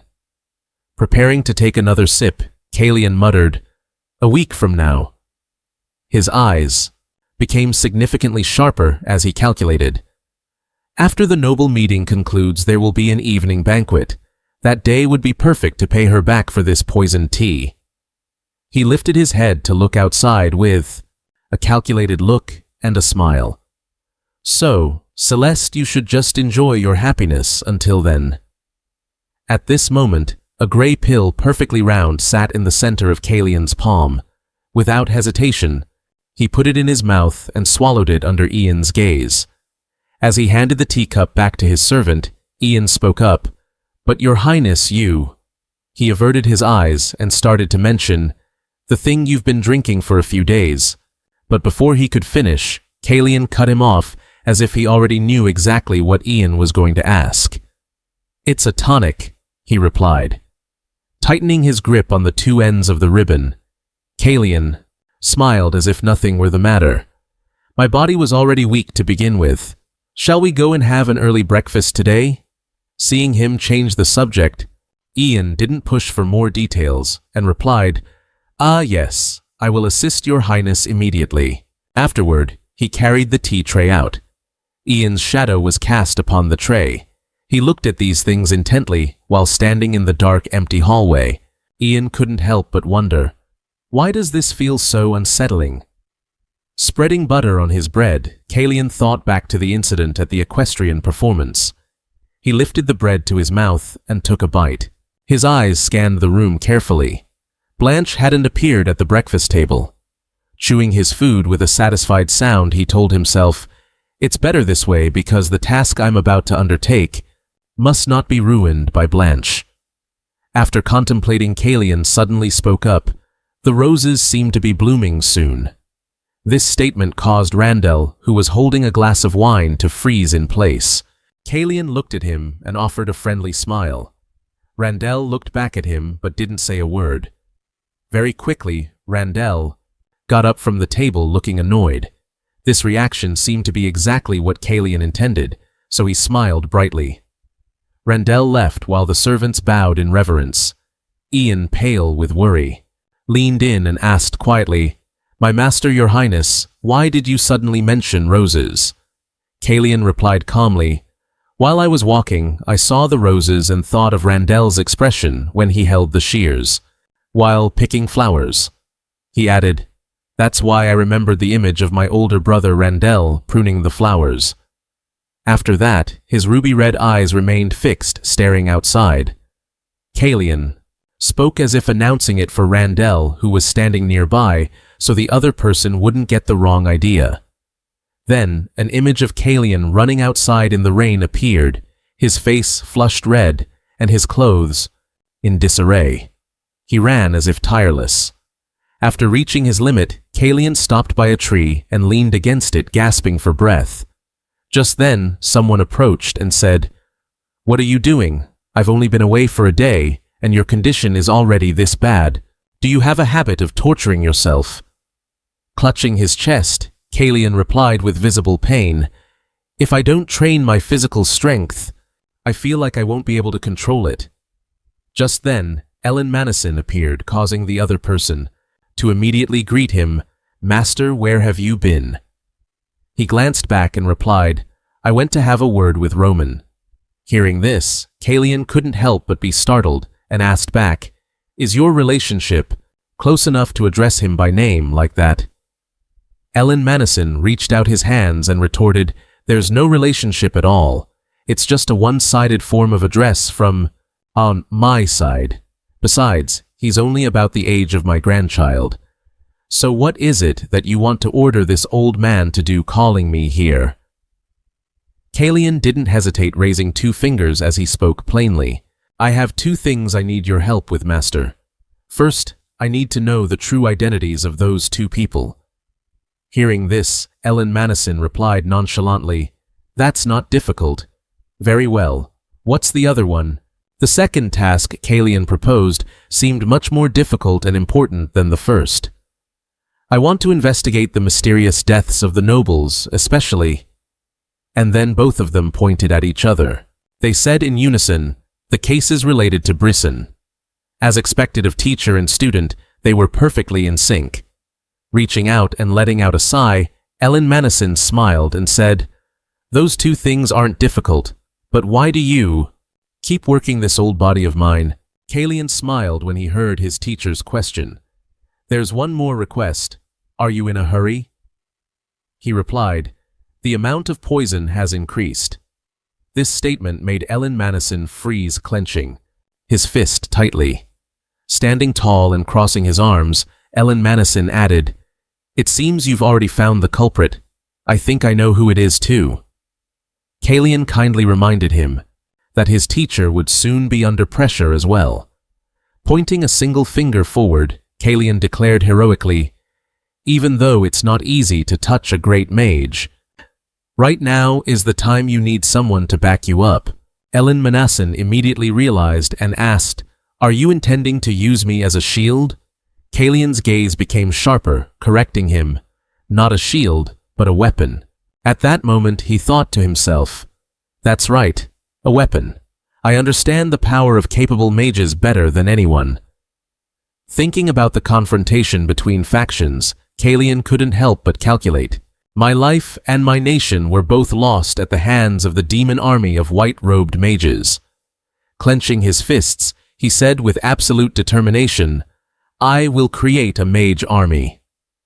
Kalian's face was incredibly resolute as he put forward his wish. "I want to establish a mage army." Ellen Manison was stunned by his request, asking, "A mage army? What do you mean?" After a moment, his expression sank as he cautioned, "Your Highness, mages are different from knights. Progress through training is very difficult to organize. You understand that, don't you?" Kalian was strangely calm, as if he had prepared the answer well in advance. "To that question, I can answer this." Kalian's reply had a strong impact on Ellen. "Someone has actually done it before." He let out a scoff, disbelieving. Kalian still didn't give up and continued the story. When Roman proposed establishing a mage army, there was a meeting held to discuss it. However, everyone, including the Brisson family, looked down on it. They thought it was something not worth caring about. But because of that, the plan was able to proceed. King Karras walked away with the determination to be able to establish an army, and in the end, Roman created that army. But it wasn't peaceful for long. A sad event occurred. However, right after the mage army was stabilized, Roman passed away. Sadly, the truth was even harsher. It was a sudden death. Blanchely took power according to Kalian's account, and after that, the mage army fell into the hands of the successor to the throne. The result wasn't at all like what the teacher knew. Ellen Manison crossed his arms, listening seriously to his explanation. "But this time it certainly won't. We'll be easy." In his mind, he thought of the obstacles ahead. Now there is someone to stop the Brisson family. Kalian sighed thoughtfully and said, "That is why I—" His eyes sharpened as he began to lay out his own plan. Kalian leveraged Celeste's poisoned tea to propose a deal, but Ellen was completely on edge, frantically trying to grasp his plan, repeatedly questioning him to confirm the details of the poison, unable to wrap her head around it. Seeing through her thoughts, he asked, "May I ask what method you intend to use?" "Your Highness," Callian replied with a relaxed smile. "It's a secret. You'll find out soon enough, Ellen." She clutched her head in helplessness, but had to admit he was right, a reliable answer indeed. He playfully suggested, "Master, why don't you try sharing your thoughts with Roman? He's likely thinking about this too." Callian carefully rolled up his sleeves, his voice steadying as he shifted back into a serious demeanor, looking Ellen straight in the eyes. Expressing that when Celeste made a mistake, the deal had to be successful. A cup of tea was served, followed by a servant's report. "I have increased the dosage of the poison as you instructed Celeste." Suddenly, she slammed the teacup down on the table and snapped, "Handle her thoroughly." She leaned against the table, turning to warn him, "Recent rumors have been very irritating." Her face remained expressionless, but her words carried a heavy threat. "It would be best if there were no further distractions, right?" The servant agreed in terror, his face pale. His voice trembling, he replied, "Yes, I will keep that in mind." Suddenly, a strange voice rang out, "You're doing something so futile." A pair of feet had been standing there observing the scene for who knows how long. A foot stomped down, crushing a flower beneath it. Celeste showed no reaction, her fingers lightly testing the warmth of the tea before speaking. "What you really need to be doing is sitting still. That's exactly why I have to go through all this trouble, isn't it?" She called the young man by name as he entered. He scowled, threatening, "Don't try it anymore, I'm just here to say that." Celeste, stubborn as ever, leaned her head on her hand and retorted, "No, Blanche, that isn't something for someone who can't do anything to decide." Her voice was indifferent as she spoke to him. "But what can I do? Having to deal with such troublesome matters is my fate." His hands clenched, trembling with rage. He couldn't argue any further. He turned and walked away. Celeste smirked, satisfied to be rid of a nuisance, and raised the cup to enjoy it. She judged him as weak, her eyes glancing at him, expressing a kind intent. "Let me help clear the path for you." The sun rose high. Today was the day of entering the palace. The chirping of Hina's happiness echoed outside the window. Her cheerful mood was caught by Kezia, who teased her, "Hina, you seem to be in a good mood today, humming all day long." Seeing his younger sister so happy, he felt happy too. "Are you that excited, Hina?" She joyfully replied to Kezia, "I've finally reached the day I get to go to the palace," even though she hadn't arrived yet. Just thinking about it made her heart flutter with the joy of meeting the prince. Kezia affectionately ruffled her hair and asked, "Do you like the prince, Hina?" She didn't hesitate to confirm, "Yes, I like him a lot." Her excitement was evident in every word. "I wish it were evening already." Elsewhere, preparations for the banquet were extremely busy. Callian was in a formal suit. Ian was preparing while reporting, "The aristocratic conference is underway, so your highness must be at the evening banquet in 1 hour. Suddenly, he called out, "Ian." Ian looked up, confused. Before he could ask, Callian asked for a favor. "There is something you must do for me." Deep down, Callian had already made his assessment. The time to end this had finally come.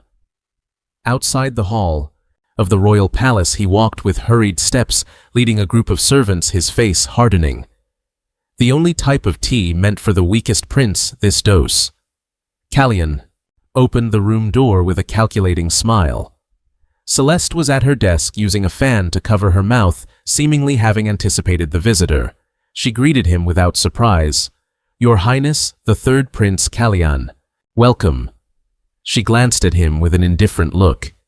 Callian didn't show fear and met her gaze. He concluded that this would be the turning point that would herald the change. Horse hooves pounded the ground. It was racing like a storm. Ian was moving as fast as possible to complete his assigned task, his face extremely tense. A few hours earlier, Callian had unexpectedly produced 2 letters requesting, "one to the Magic Association, one to my master." He adjusted his clothes solemnly and set the condition. "You must go to the association first, then go to my master's place." Ian was startled and asked in disbelief, "Is the prince going to the banquet alone?" Callian raised his hand to stop him continuing. "The rest, I will handle myself." He revealed a cheerful look, telling Ian, "So you don't need to worry about anything." The more Ian remembered Callian's every word and action, the more his face broke out in a cold, nervous sweat. Recalling images of him in the past, Ian mused, "This has happened before, hasn't it?" A series of painful memories flooded back into his mind. "I'm just worrying for nothing, surely." He encouraged himself, hypnotizing his mind to stay calm, even though the image of Callian lying motionless on the ground was clear in his head. "That's right, nothing will happen to the prince." At the Magic Association, Siren had come to meet Manassin to report on her mission. "Master Manassin, everything is prepared, just gathering the cases of unexplained deaths. Here is already this much." It was known that this girl was Uriah Siren. She served as the current president of the Magic Association. Looking at the stack of documents she brought, Manassin casually picked up a report and asked, "These are truly suspicious, aren't they? And until now no one has noticed." "Surely not." It couldn't be said aloud. Both then began to discuss the case more deeply. How could the lesser nobles dare to oppose the Brishan family? Indeed, if they did, the next victims would be them. Siren picked up another report to reference, asking vaguely, "I wonder how the prince intends to use these files." Manassin remained silent, not answering. Suddenly, young Ian rushed into the room, his voice mixed with urgency. "President, thank goodness Master Manassin is here too. This is great." Ian handed them a letter and said, "The prince told me to deliver this letter to both of you. This one is for the president." For some reason, Manassin grabbed the boy's sleeve and questioned, "Hey kid, where is today's banquet being held? What's going on?" When Ian saw him, ready to rush off without a word, he understood a little and said, "If you don't have an invitation, you can't attend." Manassin immediately turned back his eyes, terrifying, as he pointed right at the boy's face. "There's no time to worry about that now. Your master could lose his life." The letter lay scattered on the floor. The contents inside could explain Manassin's reaction. It read, "Today I will use my life to make a deal with Celeste. If anything happens to that, please save me, master." 1 hour ago, the author of the letter had a meeting with a mysterious lady. After the tea was served, he lifted his cup slightly and spoke, "Now shall we take off our masks together?" The woman snapped her fan shut and replied, "Sure, let's do that, though I don't know what difference it will make to take off the masks." "Time to speak up. Why don't we both take off our masks?"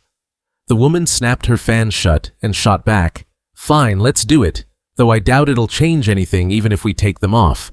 I only said I wouldn't use a mask, not that I wouldn't speak." "Are you saying I've abandoned all etiquette?" Celeste stopped with the provocative words. "I don't even know what you're trying to say. Are you just looking for a fight?" That woman. She stood up abruptly, her tone turning haughty. "I truly regret feeling interested in you for even a moment. You are just as crude as the low-born blood flowing through your veins." What Callian said next was truly terrifying. He told her, "The poison in your tea." Celeste looked as if she were crumbling. Callian added, "It's time to stop now, isn't it? I had to force myself to drink it, even though I felt a lump in my throat." Celeste glared at him. "What are you talking about? I don't understand at all. I don't know anything about this." She then burst into bitter, mocking laughter. "You don't know. I anticipated you'd say that, so I prepared many scenarios. If I want to make sure you can't do these things anymore, I have to do something about it, don't I? At this moment, I only have one healthy heart, so I will try to gamble with it." Callian pulled out a vial he had prepared in advance to reveal a secret.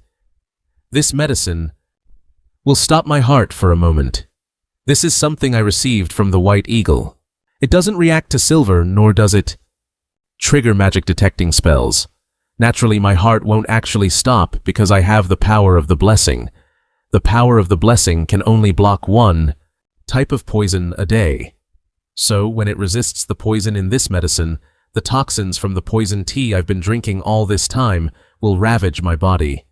And if that happens, who do you think everyone will suspect first? Not only was Celeste not afraid, but her attitude made Kalian slightly concerned. She laughed loudly. Do you really think everything will go according to your plan? You must know this isn't the first time. Celeste approached him, mentioning the painful past. Your mother was also dealt with by me in this way. Everyone knows about that, don't they? Fury was evident in the hand holding the teacup. Because he couldn't alert the enemy, he had to suppress his emotions. Tea, what should I do with it? Let's see what you can do. Under Celeste's gaze, Kalian began to drink the tainted tea. Seeing that he had actually consumed it, a cunning smirk began to form on the corners of her mouth. Who do you think would dare to suspect me? Someone who even Roman has to be wary of like me. Celeste continued her arrogance. In Kairos there is nothing I cannot have. The position of queen is the same. I am merely plucking out a thorn in my eye to get what I want. And just like that, I have achieved everything I wanted except for one thing. There is still one thing I have yet to possess. The evening banquet began. As the announcement ended, Kalian reacted. He gasped in pain from the poison. The sound rattled in his throat. This was exactly what Celeste wanted to see. She hissed with satisfaction. So you just have to stay on Kalian's side. After a series of wheezing breaths, he vomited blood. The blood splattered across the floor. Both princes and several nearby guests noticed what was happening. Most of them were stunned. Celeste continued, Just being a stepping stone for me is enough, just like you've always been. Countless screams erupted. Someone quickly call the high priest. Is it poison? Was the drink poisoned? At that moment, the king hasn't even arrived yet. Why did the prince drink first? Could it have been poisoned beforehand? Who was with Prince Kalian before the banquet started? A wealthy man quickly signaled for silence. Shut up! Do you want to lose your head? Hearing that the person who raised the question changed their tone. So the prince must have been suffering for a while now. Everyone say no more. The devious woman was still full of herself. Look at this. Even knowing I'm the culprit, no one dares to say anything. This time, in the end, victory still belongs to me. The king arrived quickly. He ran to his son's side and shouted, Kalian, wake up! Hasn't the priest arrived yet? Kalian! Don't lose consciousness. Fortunately, his weak voice spoke up in the midst of the desperation. Father! He reached out with his trembling hand and gently touched Roman, just like the way his late wife did when she passed away years ago. In those final moments, Roman's wife had also reached out to hold his hand. Kalian, our son, charming boy, protect him.